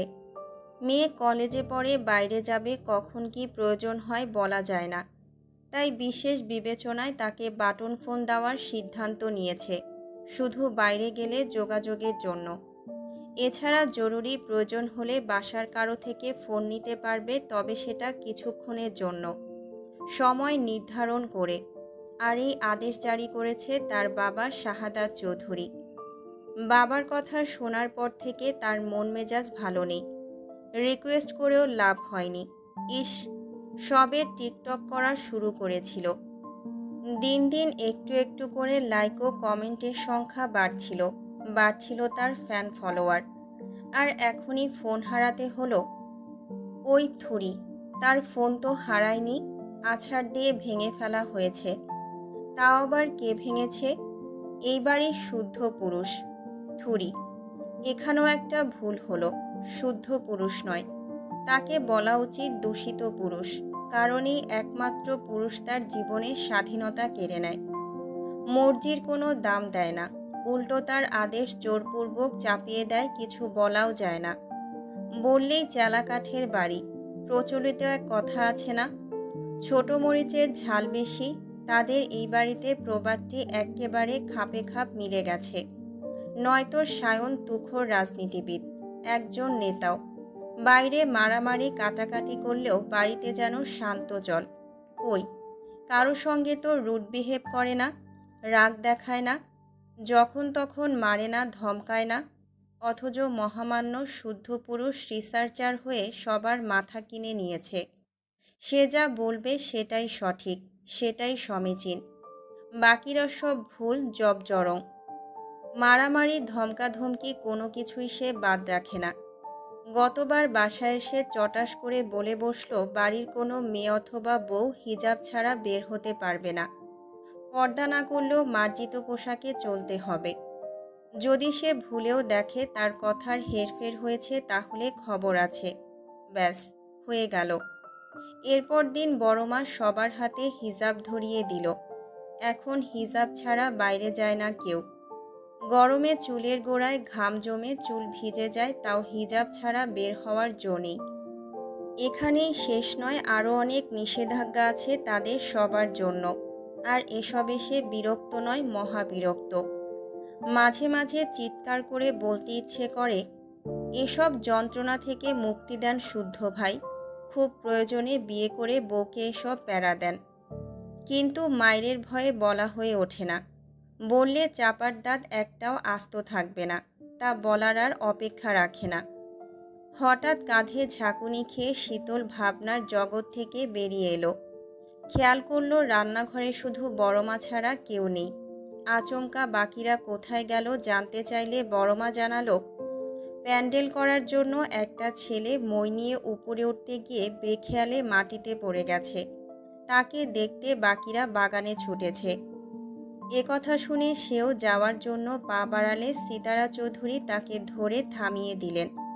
তারপর তার হাতে খাবারের ট্রে ধরিয়ে দিয়ে বললেন, খাবারটা শুদ্ধ রুমে দিয়ায় তো মা, আমি গিয়ে দেখি ছেলেটার কি অবস্থা। কথা বলে উনি অ্যান্টিসেপটিক ক্রিমটা হাতে নিয়ে নিজেও দ্রুত পায়ে রান্নাঘর ছাড়লেন। শীতল বিরক্ত হয়ে রাগে গজগজ করতে করতে গেল খাবার পৌঁছে দিতে। গতদিন যার মার খেলো তাকে এখন খাবার দিতে যেতে হচ্ছে। এটাই হচ্ছে তার নিয়তি। সে শুদ্ধ রুমে নক করে সায়নের রুমে উকি মারতে ভুলল না। সায়ন বেঘরে ঘুমাচ্ছে। কড়া মেডিসিনের প্রভাবে 2 দিন ধরে পড়ে পড়ে ঘুমাচ্ছে সায়ন। ফোনটা কাছে নেই বিধায় ঘুমাতে পারছে, নয়তো মিনিটে মিনিটে ফোন এসে কান ঝালাপালা করে দিত। সেদিন সায়নের ব্যান্ডেজ দেখে শাহাদাত চৌধুরী ভেবেছিলেন অল্প স্বল্প আঘাত, কিন্তু আদৌ তা নয়। পরদিন ডাক্তার যখন ক্ষতস্থান ড্রেসিং করিয়ে তার ব্যান্ডেজ চেঞ্জ করায় তখন সেটা দেখে আঁতকে ওঠে অনেকেই। সিতারা চৌধুরী ডুকরে কেঁদে ওঠে। এসব ছাড়ার জন্য আবার বোঝায়। মায়ের কান্না দেখে সায়ন নিশ্চুপ থাকে। তবে আনমনে খুঁজতে থাকে তার রাগী বাবাকে। অথচ যাকে খোঁজে 2 দিন পেরিয়ে গেলেও উনি আসে না, জিজ্ঞাসা করে না তার শরীরের হাল কি, আর না ছেলের কথা কারো থেকে জানতে চেয়েছেন। কেউ বলতে গেলে হাতের ইশারায় থামিয়ে দিয়েছেন। এমনটা না ছেলেটা মহৎ কাজ করতে গিয়ে আহত হয়ে ফিরে এসেছে। সে রাজনীতি করে, মস্ত বড় রাজনীতিবিদ, সে থাকুক তার মতো। কথা বলে শারাফাত চৌধুরী একবার ওইদিকে পা মারাননি।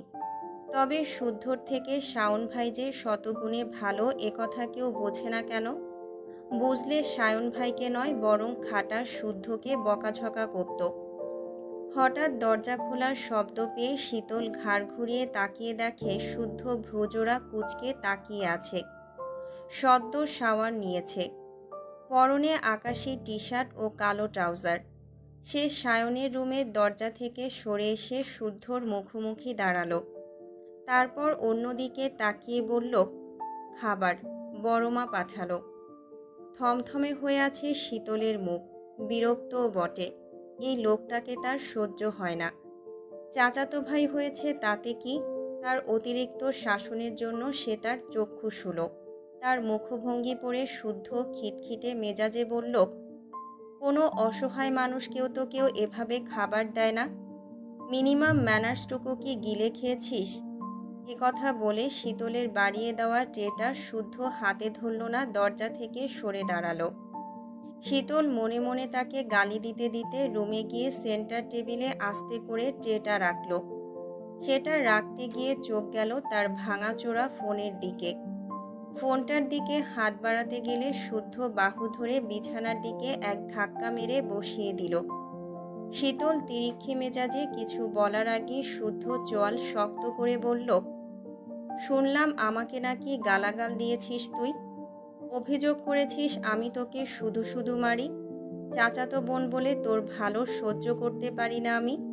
হ্যাঁ বলেছি, এখনো বলছি, তুমি আমাকে শুধু শুধু মারো।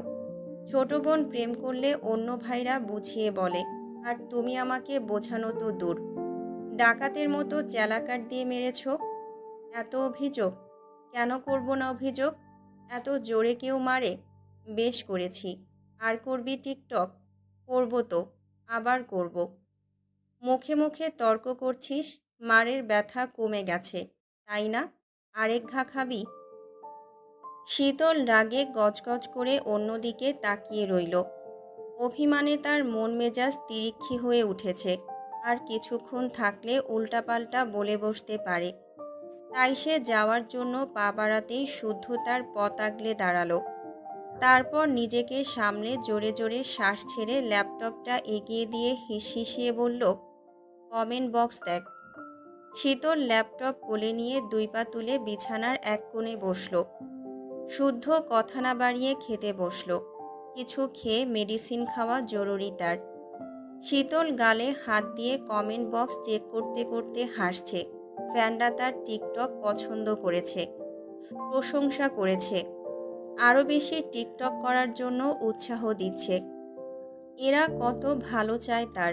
সে মহানন্দে জুম করে মন দিয়ে কমেন্টগুলো চেক করতেই হঠাৎ আঙুলের খোঁচা লাগলো তার গালে। ব্যথায় কোকিয়ে উঠল সে। ব্যথাতুর শব্দ শুনে শুদ্ধ ভ্রুকুচকে তাকাতেই খেয়াল করল শীতলের বাম গাল দিয়ে রক্ত বের হচ্ছে। কদিন যাবৎ শীতলের কপালে 2 গালে থুতুনিতে 2-4টা ব্রণ উঠেছে। ফর্সা গালে লাল হয়ে আছে এক একটা ব্রণ। কিশোরী থেকে সদ্য যৌবনে পা দিলে এসব খুবই ন্যাচারাল। তাছাড়া ব্রণ নানান কারণে হতে পারে, শুধু যে সদ্য যৌবনা তা তো নয়। এমনও হতে পারে আজকাল সে পানি কম খাচ্ছে, অথবা ঠিকমতো ঘুমাচ্ছে না। হতেও পারে পূর্বের চেয়ে তার স্কিনে অয়েলি ভাবটা বেড়েছে। এসব নিয়ে কিছু বলার প্রয়োজন বোধ করল না শুদ্ধ। শীতল ওড়না দিয়ে সদ্য গলে যাওয়া ব্রণের রক্ত মুছে পুনরায় সে কমেন্ট চেক করতে গিয়ে তার চোখ আটকালো একজনের কমেন্টে। সদ্য যৌবনে পা দেওয়া আবেদনময়ী প্রেমিকা আমার, খুব ভালোবাসি জান, তোমার এই যৌবন সুধা পান করার অপেক্ষায়। এই কমেন্ট করেছে তার কদিনের জন্য বানানো প্রেমিক ফারাবি। এটাই সেই প্রেমিক যাকে সায়ন ড্যান্ডিখোর বলেছিল। ফারাবির কমেন্ট দেখে শীতল রাগে কিরমির করে তাকিয়ে রইল কমেন্টার দিকে।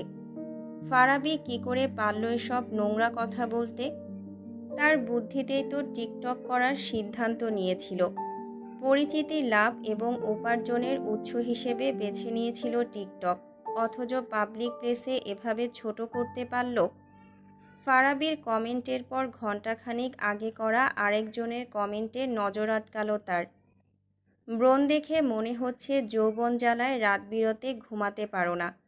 গতরাতে করা তৃতীয় কমেন্ট, হেই সেক্সি, রসের আলাপ সারতে ইনবক্স প্লিজ। আরেকটি কমেন্ট দেখে শীতলের কথা হারিয়ে গেল, হাসি মিলিয়ে গেল। চোখ দিয়ে ঝরতে লাগলো কয়েক ফোঁটা অশ্রুজল।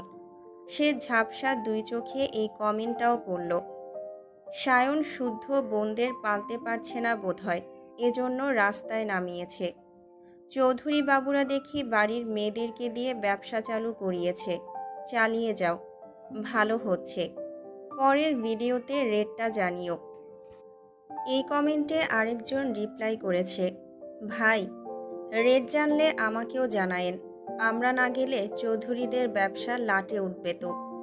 আরেকজনের কমেন্ট, আরও দুই বোনকেও রাস্তায় নামার শাওন, একটাকে আর কতজন মিলে খাবে, ভাগে কম পড়বে তো ইয়ার।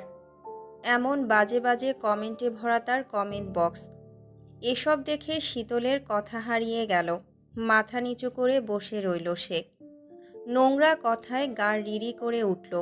ছোট থেকে কেউ তাকে নোংরা কথা বলেনি, বরং চৌধুরী নিবাসের মেয়ে বলে সব জায়গায় যথেষ্ট স্নেহ ও ভালোবাসা পেয়েছে।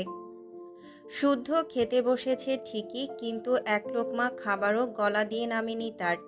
সে খাবার থেকে হাত উঠিয়ে ধারালো দৃষ্টিতে তাকিয়ে আছে ভীত হরিণীর ন্যায় বসে থাকা শীতলের দিকে।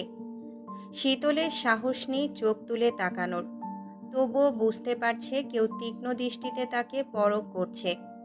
তখন শুদ্ধ দাঁতে দাঁত চেপে বলল, এতদিন কেউ চৌধুরী নিবাসের মেয়েদের দিকে চোখ তুলে তাকানোর সাহস করেনি। নোংরা কথা বলা তো বহুদূর, তোর বোকামিতে চৌধুরী নিবাসের প্রতিটা সদস্যর দিকে আঙুল তোলা হচ্ছে। শিক্ষা নিয়ে কথা উঠছে। কমেন্টগুলো দারুণ না? শান্তি পেলি এবার? মন প্রাণ জুড়িয়েছে নিশ্চয়ই।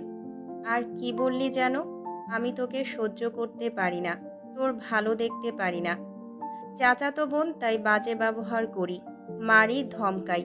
ওকে ফাইন, এতদিন যা করিনি আজকে থেকে সেটাই করব।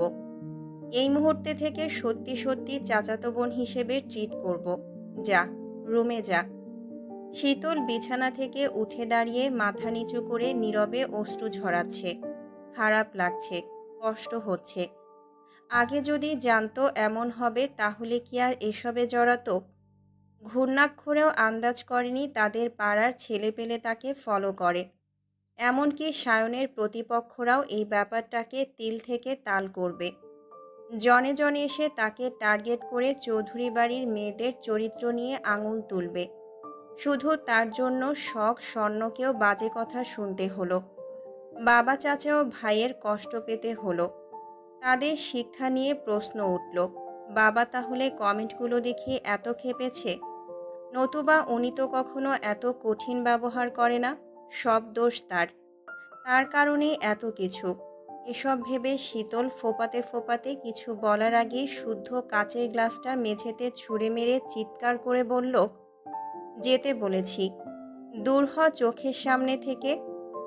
ভাইয়া, যাবি তুই? শেষ কথাটা শুদ্ধ এত জোরে চিৎকার করে বলেছে যে শীতল দাঁড়িয়ে থাকার সাহস করল না। ধমক খেয়ে চমকে উঠেছে। ভয়ে বুক ধড়ফড় করলেও দ্রুত বেরিয়ে তার রুমে গিয়ে দরজা আটকে কাঁদতে লাগল। আজ একটু বেশি সাহস দেখিয়ে ফেলেছে, মুখে মুখে তর্কও করেছে।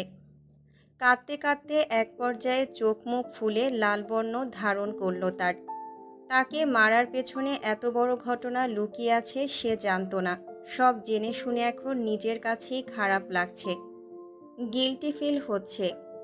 বাবা চাচাদের এতদিনের অর্জিত সম্মানে আঙুল উঠিয়ে নিজেকে বিবেকহীন মনে হচ্ছে। সকালে বাবার করা রুড ব্যবহারের মানে বুঝতে পারছে সে। তার মানে নোংরা কমেন্টগুলো বাবা দেখেছে, তাকেও খারাপ ভেবেছে। এখন বাবার সামনে দাঁড়াবে কিভাবে, কি জবাব দেবে? তাছাড়া চোখে ওই কমেন্টটা ভাসছে, সায়ন শুদ্ধ বোনদের পালতে পারছে না বোধহয়, এজন্যই রাস্তায় নামিয়েছে। চৌধুরী বাবুরা দেখি বাড়ির মেয়েদেরকে দিয়ে ব্যবসা চালু করেছে, চালিয়ে যাও, ভালো হচ্ছে। পরের ভিডিওতে রেটটা জানিও। ছি, এসব বলার কথা নাকি শোনার কথা? এসব ভাবতে ভাবতে তার কান্নার বেগ বাড়ল। সময় কাটল, বেলা গড়িয়ে দুপুর হলো, তবুও নিচে নামল না সে। রুমের দরজা বন্ধ করে কাঁদতে কাঁদতে সময় পার করল। দুপুরে খেতে ডাকলে জানালো শাওয়ার নিয়ে নিজেই নিয়ে খেয়ে নেবে। এরপর দুপুর গড়িয়ে বিকেলের নাস্তাতেও শীতল অনুপস্থিত। মা বড় মা বোনডা ডাকলে পেট ব্যথার কথা জানিয়ে রুমবন্দি থাকলো। মেয়েটা বড় হয়েছে, পেট ব্যথার গোপনীয় অনেক কারণ থাকতে পারে। বলা বাহুল্য, পিরিয়ডের প্রথম দিন শীতলের অবস্থা খারাপ হয়ে যায়। পেটের ব্যথায় উঠে দাঁড়াতে পারে না, হাঁটতে পারে না, বিছানার সঙ্গে নেতিয়ে পড়ে। তাই বাড়ির গিন্নিরাও ধরে নিলেন পিরিয়ডজনিত ব্যাপার। বাড়ি ভর্তি মেহমান, কেউ কথা না বাড়িয়ে মনে করে ওষুধ খাওয়ার তাগাদা দিয়ে প্রস্থান করেন। একটু পরে সিরাত হট ব্যাগে গরম পানি ভরে দিয়ে গেল। শীতল সেটা পাশে রেখে নিশ্চুপ হয়ে বসে রইল। সন্ধ্যা পেরিয়ে রাতের আঁধার ঘনিয়ে এসেছে। রাতের খাবারের জন্য চৌধুরীরা ছেলে মেয়ে নিয়ে একসঙ্গে খেতে বসেছেন। বাড়িতে মেহমানের সংখ্যা বেড়েছে, যে যার মতো নিয়ে খেয়ে নিচ্ছে। ড্রয়িং রুম ভর্তি মেহমান, বাগানে রয়েছে অনেকজন। যাদের বাসা কাছে তারা খেয়ে চলে গেছে বা যাচ্ছে, আবার আগামীকাল সকালে আসবে। শারাফাত চৌধুরীর কথায় বাড়ির প্রতিটা সদস্যকে একসঙ্গে খেতে হবে, তাই বসেছেও সকলে। তবে সায়ন আর শীতলের চেয়ার ফাঁকা। তাই দেখে শারাফাত চৌধুরী শীতলের কথা জিজ্ঞাসা করলেন। সিমিন জানালো শীতল আগে ভাগে খেয়ে শুয়ে পড়েছে। এ কথা শুনে উনি আর কিছুই বললেন না, কারণ শীতলের পছন্দের খাবার রান্না হলে রান্না শেষ হওয়ার সঙ্গে সঙ্গেই সে সবার আগে খেতে বসে যায়।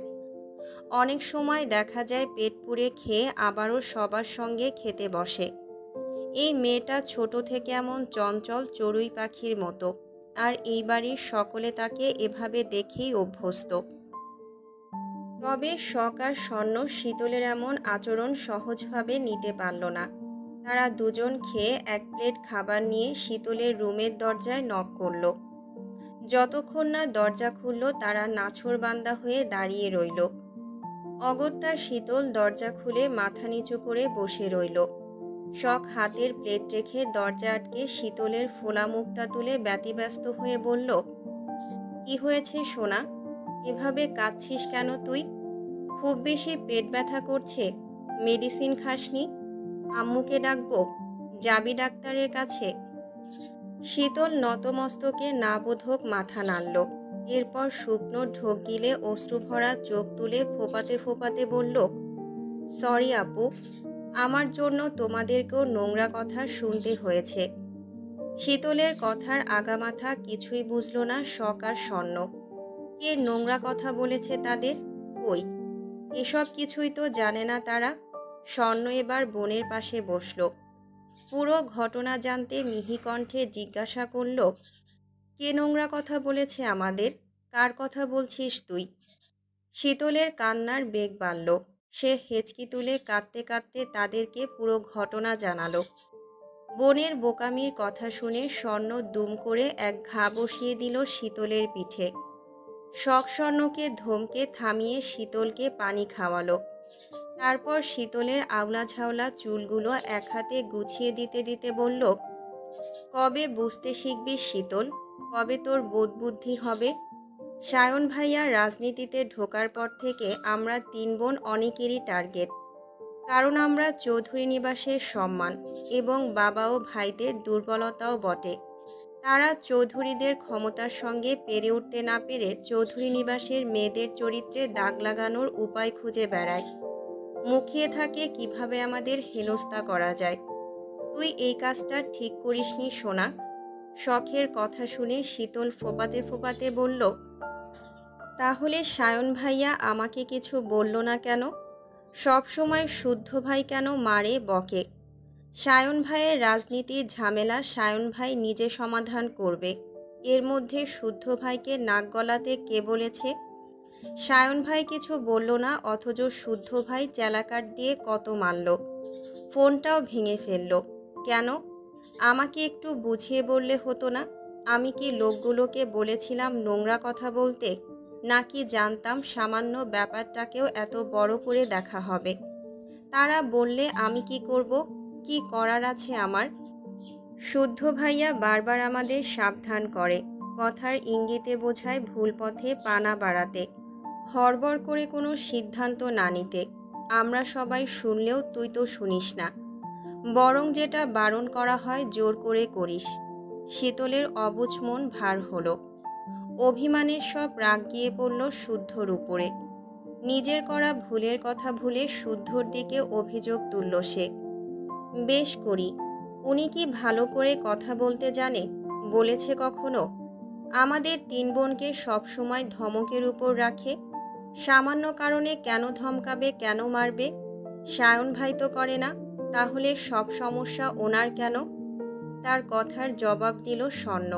সে বোনকে বুঝিয়ে বলতে নরম সুরে বলল, শুদ্ধ ভাইয়া শাসন করে বলেই সায়ন ভাইয়া আমাদেরকে ছাড় দেয়। যেদিন শুদ্ধ ভাইয়া শাসন করা ছেড়ে দেবে, সেদিন দেখবি সায়ন ভাই আমাদেরকে শাসন করবে। এক ভাই শাসন করে বলেই আরেকজন ছাড় দেয়, যাতে আমরা মানসিকভাবে ভেঙে না পড়ি। এখন কথা হচ্ছে, শান্ত হ তুই, কিছু খা। সারাদিন না খেয়ে তোর মাথা আউলিয়ে গেছে। শীতল না করার আগেই সব তার মুখে খাবার পুরে দিল। মুখে খাবার পড়তেই পেট চনমনিয়ে উঠে জানান দিল ভীষণ ক্ষুধার্ত সে। কথা না বাড়িয়ে কয়েক লোকমা খেয়ে শীতল শখকে বলল, আপু, কি করব এখন? ভুলটা তো শুধরাতে হবে। আগে শুদ্ধ ভাইয়াকে গিয়ে সরি বলবি, তারপর বলবি জীবনেও আর এসব টিকটক ফিকটক করবি না।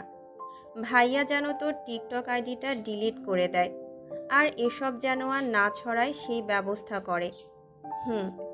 মন খারাপ করিস না সোনা, এসব টিকটক ভালো কাজ নয়। টিকটক থেকে মানুষ বিপথে চলে যায়।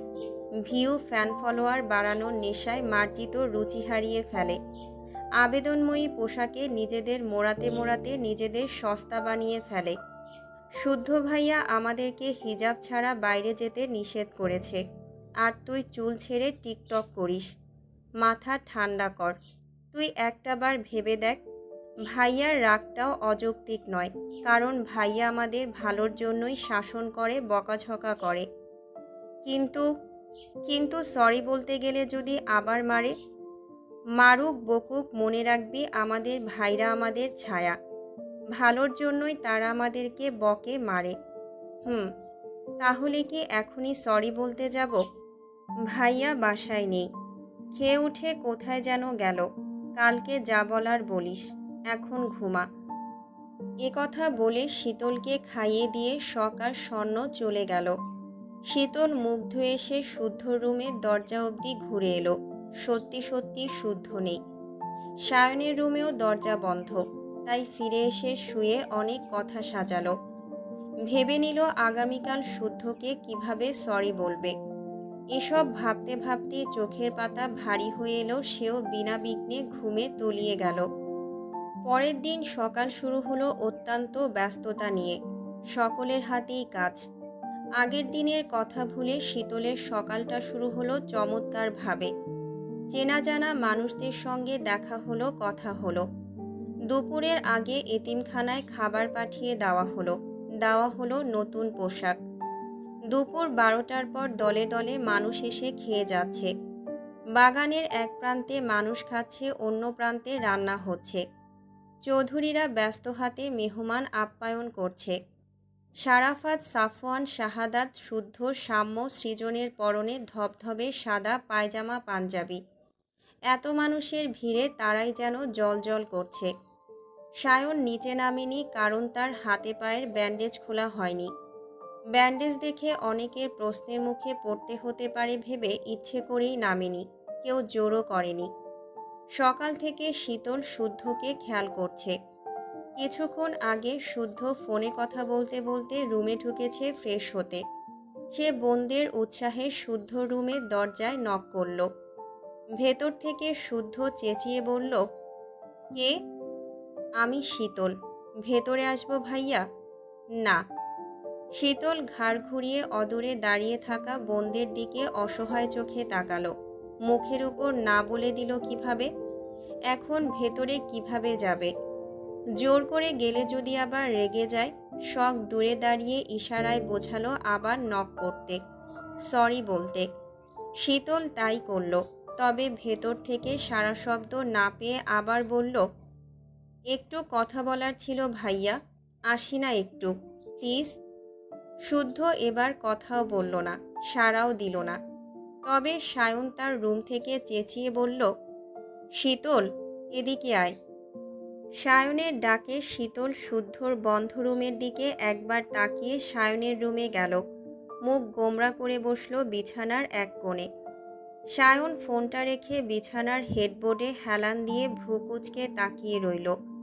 এরপর ধীরে সুস্থে জিজ্ঞাসা করল, কি হয়েছে? এত হাঁক ডাক কিসের? পাগলাটাকে আবার খেপিয়েছিস? কেউ ভুল করলে তাকে সরি বলার সুযোগটুকু দিতে হয়। আমি আমার ভুল বুঝতে পেরেছি ভাইয়া, জীবনেও আর এমন বোকামি করব না। আমি আমার টিকটক অ্যাকাউন্টটা ডিলিট করতে চাই। কিভাবে করব ভাইয়া? ভেবে বল। পরে আবার কান্নাকাটি করবি না তো? না, ভেবেই বলছি। ঠিক আছে, চিল থাক, কাজ হয়ে যাবে। তবে মনে রাখিস, আমাদের দুই ভাইকে ছাপিয়ে তোরা বোনরা কেউ কিছু করতে পারবি না। আর কেন পারবি না বলতো? কারণ আমাদের দৃষ্টি সবসময় তোদের দিকে থাকে। তাই বলছি, যা করেছিস করেছিস, এসব আর মাথাতেও আনিস না। ছোট বলে একবার মাফ করা যায়, বারবার না। আর হবে না। গুড। এসব নিয়ে মন খারাপ করতে থাকতে যেন আর না দেখি। আমরা আছি। একথা শুনে শীতল মিষ্টি করে হাসল। এতক্ষণে বুকের ভারটা যেন কমে আসলো। শান্তি লাগছে এখন। একজনকে বলে তো ঝামেলা মেটানো গেল, আরেকজন না হয় পরে সামলানো যাবে। একথা ভেবে সে সায়নের রুম থেকে বেরিয়ে বোনদের সঙ্গে তাদের রুমে গেল।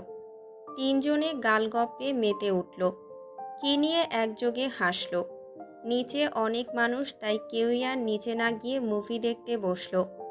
মুভি দেখতে দেখতে অনেকটা সময় পার করে সন্ধ্যার আজানের পর তিনজনে একসাথে নিচে নামল।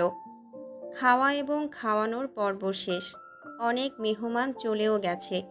যারা আছে কাল সকালে চলে যাবে। সিতারা বেগম ব্যস্ত হাতে খাবার প্যাক করছে দেখে শীতল রান্নাঘরের দিকে পা বাড়ালো। জিজ্ঞাসা করল, এগুলো কাকে পাঠাবে বড় মা? শুদ্ধ চলে যাবে, তাই দিয়ে দিচ্ছি। আজই? হ্যাঁ, ল্যাবে নাকি জরুরি কাজ পড়ে গেছে। একথা বলতে বলতেই তড়িঘড়ি করে শুদ্ধ নেমে এলো। বাবা চাচার থেকে বিদায় নিয়ে মায়ের কাছে আসতেই শীতলের সঙ্গে চোখাচোখি হলো। সে দ্রুত চোখ সরিয়ে মাকে বলল, সারাদিন কাজ করেও কাজ শেষ হচ্ছে না তোমার? বললাম না একটু রেস্ট নিতে? এই তো হয়ে গেছে, এখনই যাচ্ছি বাবা। সবাইকে নিয়ে সাবধানে থেকো, বের হচ্ছি আমি। একথা বলে সিতারা চৌধুরী শুদ্ধর দিকে একটা ব্যাগ এগিয়ে দিল। এসব দিতে না করার পরও দিয়েছে দেখে খুব বিরক্ত হলো। ছেলের বিরক্তমাখা মুখ দেখে সিতারা চৌধুরী তার মাথায় পিঠে স্নেহের হাত বুলিয়ে বলল, এবার তাড়াতাড়ি আসিস আব্বা। গেলে তো বাড়ি আসার কথা মনে থাকে না তোর। আর বেশি কিছু দেইনি। তিন পাগলের জন্য অল্প একটু খাবার দিয়েছি, ওরা তো এলো না, তাই। শুদ্ধ আর কথা বাড়ালো না। সময় দেখে ব্যাগটা নিয়ে ভাই বোনদের উদ্দেশ্য করে বলল, আমার রুমে গিফট বক্স আছে, যার যারটা নিয়ে নিস। আমার কানে যেন কারো নামে অভিযোগ না আসে। একথা বলতে বলতে সে বাসা থেকে বেরিয়ে গেল। গিফটের কথা শুনে সাম্য, সৃজন, শীতল, শখ আর স্বর্ণ একে অপরের মুখ চাওয়াচাই করে ছুটতে শুরু করলো। বড়রা সাবধান করলেও শুনল না। হুড়মুড় করে সিঁড়ি বেয়ে উঠে গেল শুদ্ধর রুমে। শুদ্ধ রুমের সেন্টার টেবিলের উপর যার যার নামে গিফট বক্স রাখা। সৃজন, সাম্য, শখ, স্বর্ণ যার যার নামের গিফট বক্স তুলে নিল। শীতলের নামে কোনো গিফট বক্স নেই দেখে খুব অবাক হলো সকলে। কোনো বাড়ি তো এমনটা হয় না। তবে শীতল কোনো কথা বাড়ালো না, শুধু মন খারাপ করে নিজের রুমের দিকে হাঁটা ধরল। এই যে মিস, শারিয়ার ভাই কি বাসায় আছে? হঠাৎ পেছন থেকে কারো কথা শুনে ঘুরে তাকালো শখ। লম্বা চওড়া শ্যামবর্ণের এক যুবক হাসি মুখে তাকিয়ে আছে তার দিকে। শাহরিয়ার ভাই বলায় বুঝলো কথাটা তাকে জিজ্ঞাসা করা হয়েছে, কারণ সায়নের নাম শাহরিয়ার। তবে এই ছেলেকে সে চেনে না, কখনো দেখেছে বলেও মনে হচ্ছে না। হবে হয়তো পার্টির কোনো লোক, কোনো প্রয়োজনে সায়নকে বাড়িতে খুঁজতে এসেছে। লোকটা জবাবের আশায় মুখের দিকে তাকিয়ে আছে দেখে সে ছোট্ট করে জবাব দিল, জি ভাইয়া বাসাতেই আছে। ডেকে দেওয়া যাবে? কথা ছিল, বলবেন মন্টি এসেছে। নামটা শুনে কেন জানি শখের হাসি পেল। মস্তিষ্কে ধাক্কা দিল মাউন্টেন ডিউ। মাউন্টেন থেকে মন্টি, এত সুদর্শন ছেলের সঙ্গে নামটা বড্ড বেশি বেমানান লাগলো। কারোর নাম নিয়ে কটু কথা বলা ঠিক না, এগুলো বাজে অভ্যেস। তাই সে মনকে ধমকে সম্মতিসূচক মাথা নাড়িয়ে ভেতরে চলে গেল। এদিকে ক্লাসের সময় হয়ে যাচ্ছে। প্রথম ক্লাসটা ধরতে পারবে কিনা কে জানে। সে দ্রুত পায়ে দোতলায় উঠে সায়নের রুমের দরজায় নক করল। ভাইয়া, ভাইয়া শুনতে পাচ্ছ? এই ভাইয়া, তোমার সঙ্গে মন্টি নামের একজন দেখা করতে এসেছে। ঘুমে কাতর সায়নের কোনো হুঁশ নেই। কড়া মেডিসিনের প্রভাবে গভীর ঘুমে তলিয়ে আছে। এদিকে শখ এক নাগাড়ে নক করেই যাচ্ছে। এজন্যই সায়নকে ডাকতে আসতে চায় না সে। ডেকে ডেকে গলা শুকিয়ে মরুভূমি হয়ে যায়, তবুও সায়নের কানে ডাক পৌঁছায় না। শুদ্ধর খুব ঘুম পাতলা, একবারের বেশি দুইবার ডাকলেই উঠে যায়। আর সায়ন মহিষ টাইপের, ঘুমালে দিন দুনিয়া ভুলে যায়। সকালবেলা হুট করে কারো রুমে প্রবেশ করা উচিত না, তাই আবার ডাকল। বেশ কয়েকবার ডাকার পর সায়ন ঘুম ঘুম চোখে ভেজানো দরজার দিকে একবার তাকিয়ে ভেতরে ঢোকার অনুমতি দিল। শখ রুমে ঢুকতে ঢুকতে হাত ঘড়ির দিকে তাকিয়ে ব্যস্ত হয়ে বলল, ভাইয়া তুমি কি নিচে যাবে নাকি ওনাকে উপরে আসতে বলবো? কার কথা বলছিস? মন্টি নামের একজন তোমার সঙ্গে দেখা করতে এসেছে, বাগানে দাঁড়িয়ে আছে। মন্টিকে চিনলাম না তো। আমিও চিনি না, কখনো দেখিও নি। হবে হয়তো তোমার পার্টির কোনো লোক। তুমি বললে উপরে পাঠাবো। আচ্ছা পাঠিয়ে দে। তা কোথাও বের হচ্ছিস নাকি? ক্লাস আছে আমার। ফিরবি কখন? ক্লাস শেষ করে ল্যাবে যাব, দেরি হতে পারে। শীতল, স্বর্ণের ক্লাস নেই, যাবে না ওরা? যাবে, রেডি হচ্ছে। আমি আসি ভাইয়া, খুব লেট করে ফেলেছি আজ। আচ্ছা যা। শখ ব্যস্ত পায়ে যাওয়ার জন্য ঘুরতেই সায়ন তাকে পুনরায় ডেকে উঠল। এই শোন, টাকা নিয়ে যা। বাইরে কখন কি দরকার হয় বলা তো যায় না। কথা বলে সায়ন 1000 টাকার একটা নোট এগিয়ে দিল। সে ভাইয়ের থেকে টাকা নিয়ে মিষ্টি করে হেসে বেরিয়ে গেল। বের হতে হতে শীতল, স্বর্ণ রেডি হয়ে রুম থেকে বের হলো। 3 বোন একসঙ্গে যাবে, ভিন্ন সময় ক্লাস থাকলেও আজ যাচ্ছে একসঙ্গে। শীতল শখের হাতে কলেজ ব্যাগ ধরিয়ে দিয়ে বুকের ভিবেল ঠিক করতে করতে দৌড়ে সিঁড়ি দিয়ে নামল। গলা ফাটিয়ে আম্মু আম্মু করে ডাকতে ডাকতে রান্নাঘরে এসে পৌঁছালো। মায়ের কাছে ঘ্যান ঘ্যান করে ফুচকা খাওয়ার টাকা হাতিয়ে বড় মাকে বলল, ও বড় মা, আর 20 টাকা খুচরো থাকলে দাও না। কচকচে 100 টাকার নোট দেওয়ার পরেও মেয়ের কথা শুনে সিমিন চৌধুরী কিছু বলার আগেই সিতারা থামিয়ে দিলেন। কিছুক্ষণ আগে ডিম এনে ভাঙতি টাকা থেকে 50 টাকার নোট বের করে তার হাতে ধরিয়ে তাড়া দিয়ে বললেন, ধর ধর, শখরা চলে যাচ্ছে, তাড়াতাড়ি যা। এই তোরা সাবধানে যাস কিন্তু। আচ্ছা। মায়ের বকুনি থেকে বাঁচতে শীতলও টাকা নিয়ে ছুটল শখের পিছু পিছু। দৌড়ে এসে ব্যাগটা কাঁধে তুলে নিয়ে বেরিয়ে পড়ল 3 জন। স্বর্ণ বিরক্ত মুখে শীতলের দিকে একবার দেখে দ্রুত পা চালানোর তাগাদা দিল। তাড়াহুড়োর সময় রিকশা পাওয়া যায় না, আজ পাবে নাকি কে জানে। একদিকে লেট করলে সব দিকেই এমন হয়। মন্টি নামের ছেলেটা তখনও দাঁড়িয়েছিল বাগানের দিকটায়, সম্ভবত ফোনে কথা বলছিল। তাদেরকে দেখে কান থেকে ফোন সরিয়ে ঘুরে তাকালো। শখ এক নজর তাকিয়ে দৃষ্টি সরিয়ে পা বাড়াতেই পেছন থেকে শুনতে পেল সিতারা চৌধুরী মন্টির উদ্দেশ্যে বললেন, এসো বাবা, ভেতরে এসো, সায়ন তোমাকে রুমে ডাকছে। ওনার কথা শুনে মন্টি সিতারা চৌধুরীর পেছন পেছন বাড়ির দিকে পা বাড়ালেও তার নজর ছিল চৌধুরী বাড়ির মেয়েদের দিকে। তিনটে পুতুল যেন চোখের সামনে। ছোটটা কি একটু বেশি সুন্দরী নাকি? নাম কি তার? কোন ক্লাসে পড়ে? স্কুলের গণ্ডি পেরিয়েছে তো। চৌধুরী নিবাসের মেয়েরা দেখতে এত সুন্দরী জানত না তো সে। এজন্যই কি তার বাবা তাকে বলেছিল, যাচ্ছ যাও, তবে চৌধুরীদের মেয়েদের দিকে নজর দিও না। মেয়েগুলো ভালো হলেও ভাই দুটো কিন্তু ডেঞ্জারাস। একবার যদি দেখে তুমি বোনদের দিকে তাকিয়েছ, চিলের মতো উড়ে এসে কখন দুই চোখ তুলে নিয়ে যাবে আফসোস করারও সময় পাবে না। তাই নাকি? এত সাহস তাদের? আর তাদের বিশেষত্ব হলো তারা ছাড় দেয় কিন্তু ছেড়ে দেয় না। তুমি একটু বেশি বেশি বলছো বাবা।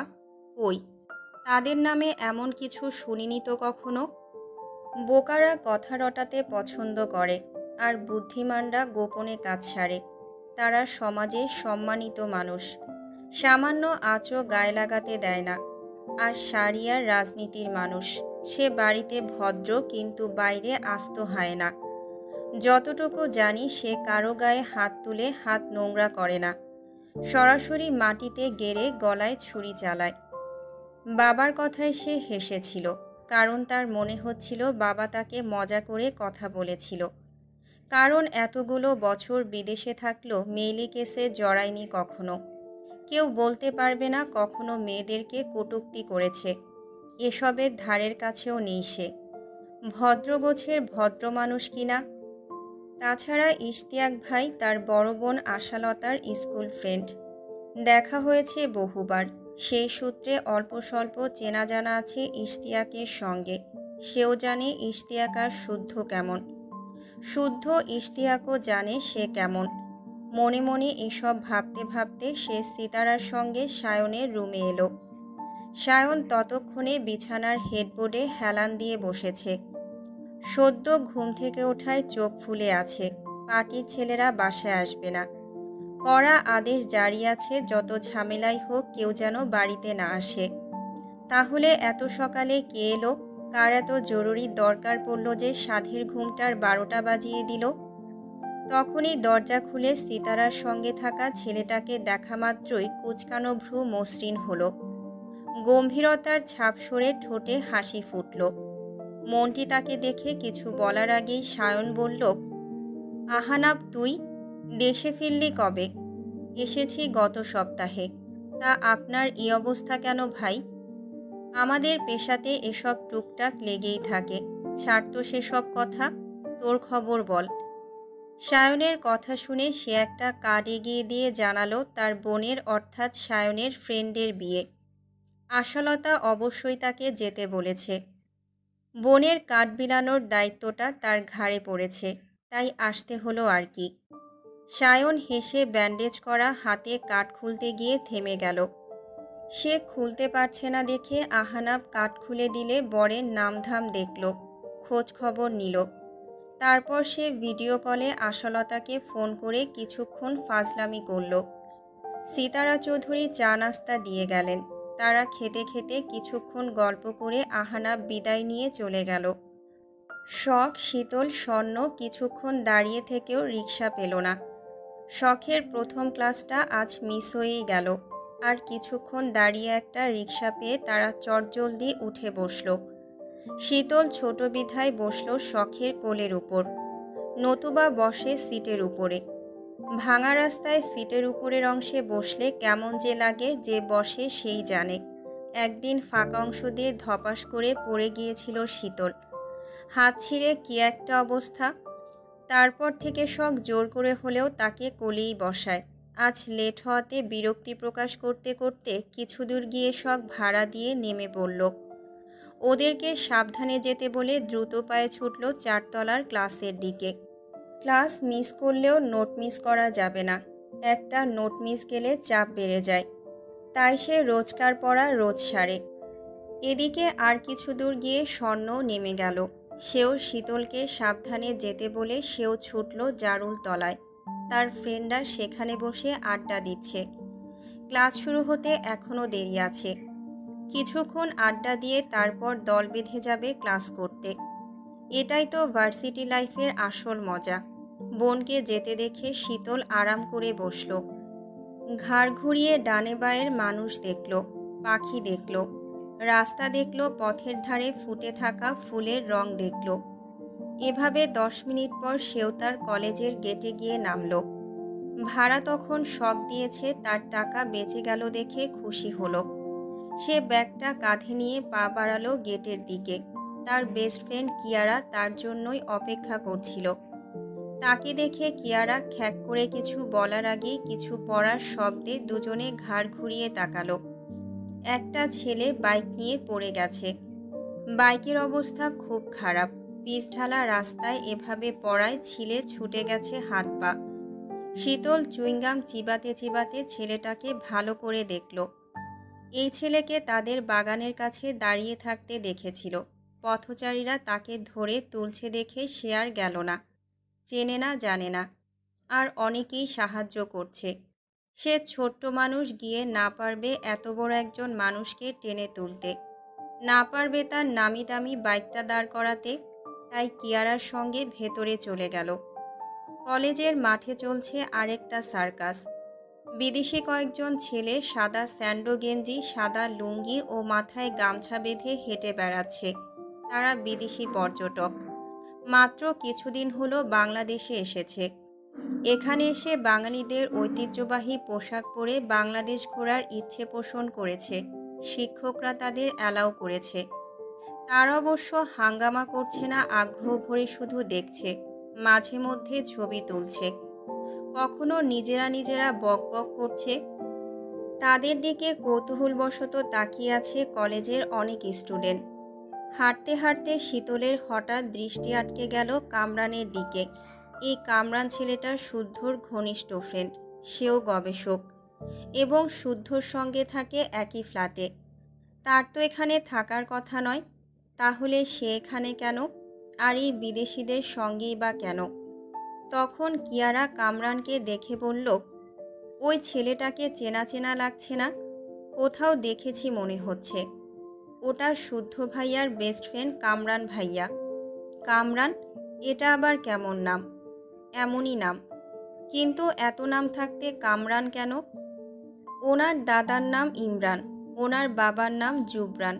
উনি ছোটবেলায় যাকে তাকে কামড়ে দিত, তাই বাপদাদার সঙ্গে মিল রেখে ওনার নাম হয়েছে কামরান। বাড়ির মেয়েরা তাড়াহুড়ো করে বেরিয়ে গেলে সিরাজ সায়নকে একবার দেখে এলেন। মুখ ফুটে কিছু না বললেও সিতারার পাশ ঘেঁষে দাঁড়ালেন। ছোট জায়ের এই অভ্যেসের কথা ভালো করেই জানেন সিতারা চৌধুরী। সিরাজ যখনই কিছু বলতে চায় তখনই এভাবে ঘুরঘুর করে, বোকা বোকা হাসে। যতক্ষণ না নিজে থেকে কিছু জিজ্ঞাসা করবে ততক্ষণ এভাবেই চরকির মতো ঘুরতে থাকবে। আজও তাকে পাশে ঘেঁষতে দেখে সিতারা চৌধুরী ব্যাপারটা বুঝে এঁটো প্লেটগুলো ধুতে ধুতে বলল, কিছু বলবি মেজো? বল। জরুরি কিছু? বড় ভাবি, বলছিলাম যে সায়নের একটা বিয়ে দিলে কেমন হয়? বয়স তো কম হলো না ছেলেটার, এমনও হতে পারে। লজ্জায় কিছু বলে না। সিতারা চৌধুরী জায়ের দিকে একবার তাকিয়ে প্লেট ধুয়ে মুছে সাজিয়ে রাখলেন। তারপর ডিমগুলো ফ্রিজে রেখে বললেন, হঠাৎ এই কথা? ভালো কোনো মেয়ের সন্ধান পেয়েছিস? না না, তেমন কিছুই না। সায়ন শুদ্ধ দুজনেই প্রাপ্তবয়স্ক। আজকে বিয়ে দিলে কালই ঘরালো করে নাতি নাতনি আসবে। বাচ্চাদের কলকাকলিতে ভরে উঠবে চৌধুরী নিবাস। কিন্তু যাদের জন্য মেয়ে দেখব ওরাই তো গুরুত্ব দেয় না। আমি বা মা হয়ে আর কতভাবে বোঝাবো বলতো দেখি। ওয়াশরুম থেকে বের হতে গিয়ে সায়ন আহত পায়ে ব্যথা পেয়েছে, রক্ত বের হচ্ছে। একটা বউ থাকলে সেবা যত্ন করতে পারত। এত বড় ছেলের কখন কি লাগে আমরা কিভাবে বুঝবো? বুঝলেও ছেলেটাও তো লজ্জায় কিছু বলে না, ডাকে না আমাদের। সিতারা চৌধুরী দীর্ঘশ্বাস চেপে দুপুরের রান্নার জন্য সবজিগুলো বুয়াকে কাটতে দিয়ে জবাব দিলেন, এবার শুদ্ধ ফিরুক, দেখি ওকে দিয়ে সায়নের সঙ্গে কথা বলাবো। তোর বড় ভাই তো রাগে দেখতেও যায়নি ছেলেটাকে, কিছু বললে আমাকে উল্টো খিচমিচ করে ওঠে। এদের বাপ ছেলেদের দ্বন্দ্বে আমি মাঝখানে পড়েছি। না পারি স্বামীর কথায় সাপোর্ট দিতে, না পারি ছেলেদের যুক্তির কাছে হার মানতে। পছন্দ টছন্দ থাকলেও তো বলে না। আমরা কতদিন জিজ্ঞাসা করেছি, তোমার দুই ছেলে মুখে কুলু পেটে বসে থাকে। সায়ন ফাইজলামি করে কথা এড়িয়ে গেলেও শুদ্ধ যেন কানেই শোনে না। বুঝি না বাপু, এরা কি চিরকুমার থাকার পণ করেছে? এর আগে একটা মেয়ে দেখতে গেলাম, আমাদের অফিসের স্টাফের শালি। কি যে সুন্দর মেয়েটা, সাজিয়ে গুছিয়ে রাখলে জ্যান্ত পুতুল যেন একটা। সায়নকে ছবি দেখালাম। সায়ন বিয়েতে রাজি না দেখে শুদ্ধকে কত করে বললাম। সে ফোঁস করে বলে, বিয়ের প্রয়োজন অনুভব করলে জানাবো, তখন আয়োজন শুরু করো। আপাতত এসব বলে মাথা খারাপ করো না। তা প্রয়োজন অনুভব করবে কবে? অন্য বাড়ির ছেলেরা দেখি গোফনা গজাতেই বিয়ে বিয়ে করে মুখে ফেনা তুলে ফেলে। কত ছেলে মরতেও যায় বিয়ের জন্য। যত সব হয়েছে আমাদের বাড়ির ছেলেরা বিয়ের কথা শুনতেই পারে না। এভাবে সিতারা চৌধুরী সিরাতের সঙ্গে ছেলেদের নিয়ে কথা বলছিলেন। তখন শীতলের মা সিমিনের কথা শোনা গেল। শীতলকে বকতে বকতে সিঁড়ি বেয়ে নামছে উনি। এক গাদা জামা বের করে বিছানার উপরে স্তূপ করে রেখে গেছে মেয়েটা। পরে একটা বের করে 5টা, তারপর পালা দিয়ে দলামলা পাকিয়ে রেখে চলে যায়। এত বড় মেয়ে হুঁশজ্ঞান এখনো হলো না, আর কবে হবে? এসব বকতে বকতে জামা কাপড়গুলো এক হাতে গুছিয়ে ময়লা কাপড় ধুয়ে ছাদে মেলে এসেছেন তিনি। হাঁপিয়েও গেছেন। মেয়ের নামে অভিযোগের পসরা খুলে বসলেন। তখন সিরাজ সিমিনের উদ্দেশ্যে বলল, ছোট, শীতলকে নিয়ে ডাক্তারের কাছে যাওয়ার কথা ছিল না? কবে যাবি? সিরিয়াল দিয়েছিস? সিমিন তো একথা ভুলেই বসেছেন। সিরাত বলার পর ওনার স্মরণ হলো কথাটা। ওনার মুখ দেখে সিতারা চৌধুরী বিরক্ত হয়ে বললেন, মা হয়ে এত ভুলোমনা হলে কিভাবে হবে সিমিন? দেখিস না মেয়েটার পিরিয়ডের প্রথম দিন কি অবস্থা হয়? স্বাভাবিক আর অস্বাভাবিক বলে তো কিছু থাকে। মেয়ে মানুষের কিছু কিছু ব্যাপার নিয়ে অবহেলা করতে নেই। তুই না গেলে বল, আমি না হয় নিয়ে যাই মেয়েটাকে। জায়ের বকায় সিমিন মুখ কাচুমাচু করে জানালো উনিই নিয়ে যাবেন। এরপর তিনজা মিলে গল্পে গল্পে হাতে হাতে সাংসারিক কাজকর্মে ব্যস্ত হয়ে পড়লেন। ঘড়িতে তখন 10:30 হবে। সিতারা চৌধুরী ফোনটা হঠাৎই নিজস্ব স্বরে বেজে উঠল।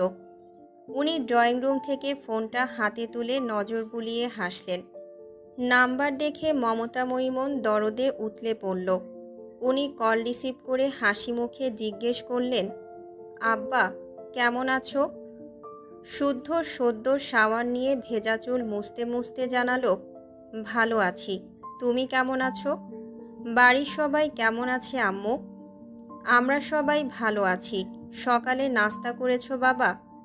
না, সারা রাত ল্যাবে ছিলাম, কেবলই ফিরলাম। একটা কথা জানাতে কল করলাম।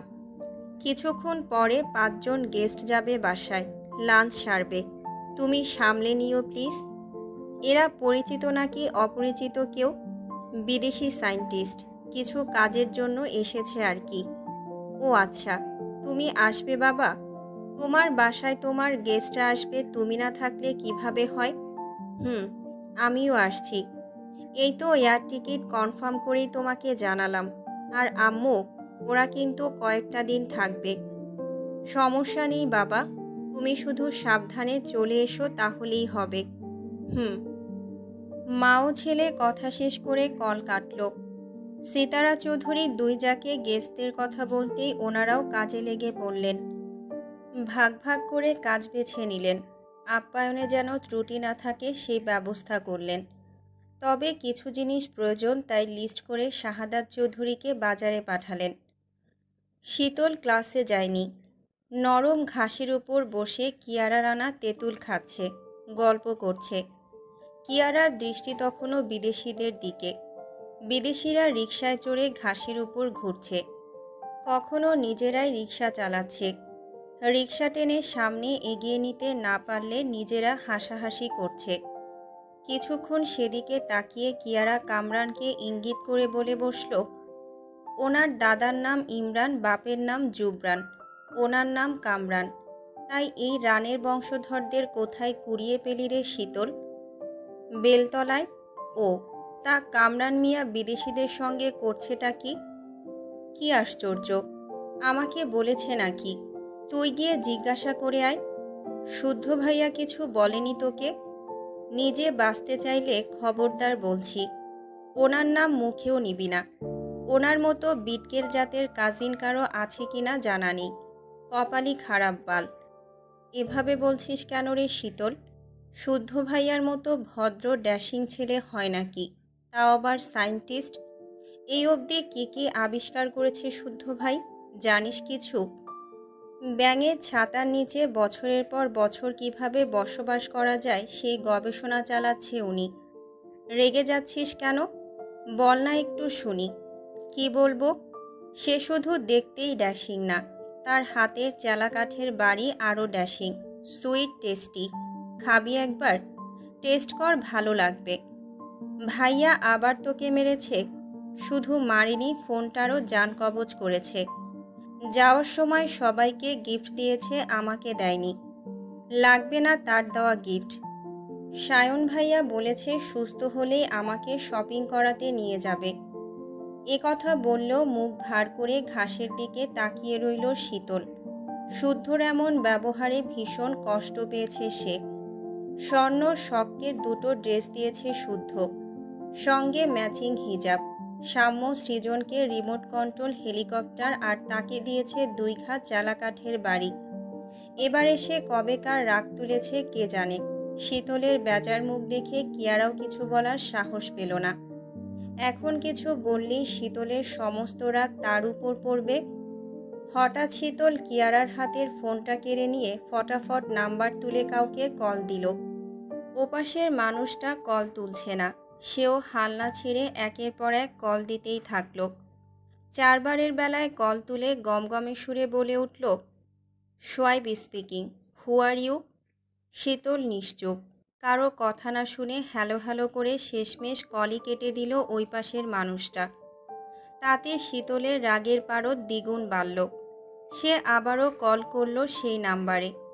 কিয়ারা বসে বসে শীতলের কাণ্ড দেখছে। এবারও কল বেজে বেজে শেষ মুহূর্তে কল রিসিভ হতেই সে গলার স্বর পরিবর্তন করে ন্যাকা সুরে বলল, বিশুদ্ধ বলছেন? না। বিশুদ্ধ সাহেব, ভালো হয়ে যান। ভালো হতে টাকা লাগে না। ব্যথা কমে গেছে? কিসের ব্যথা? এই যে চেলাকাঠ দিয়ে 2 ঘা দিয়ে এলাম, তার ব্যথা।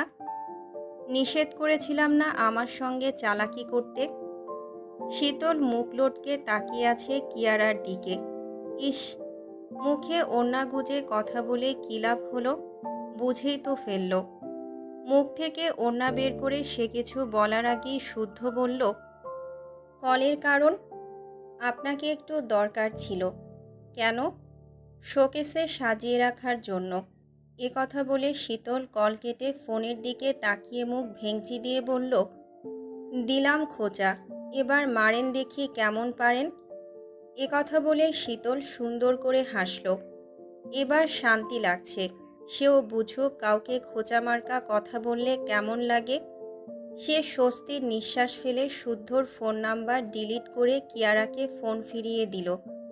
আজ একটু বেশি সাহস দেখিয়ে ফেলেছে, কারণ সে জানে শুদ্ধ এবার দেরি করে বাড়িতে ফিরবে। বড় মাকে তাই বলতে শুনেছে, দেরি করে এলে ভুলে যাবে আজকের কথা। এ কথা ভেবে একটু খোঁচালো আর কি। এখন শুদ্ধ খোঁচা খেয়ে দিন পার করুক।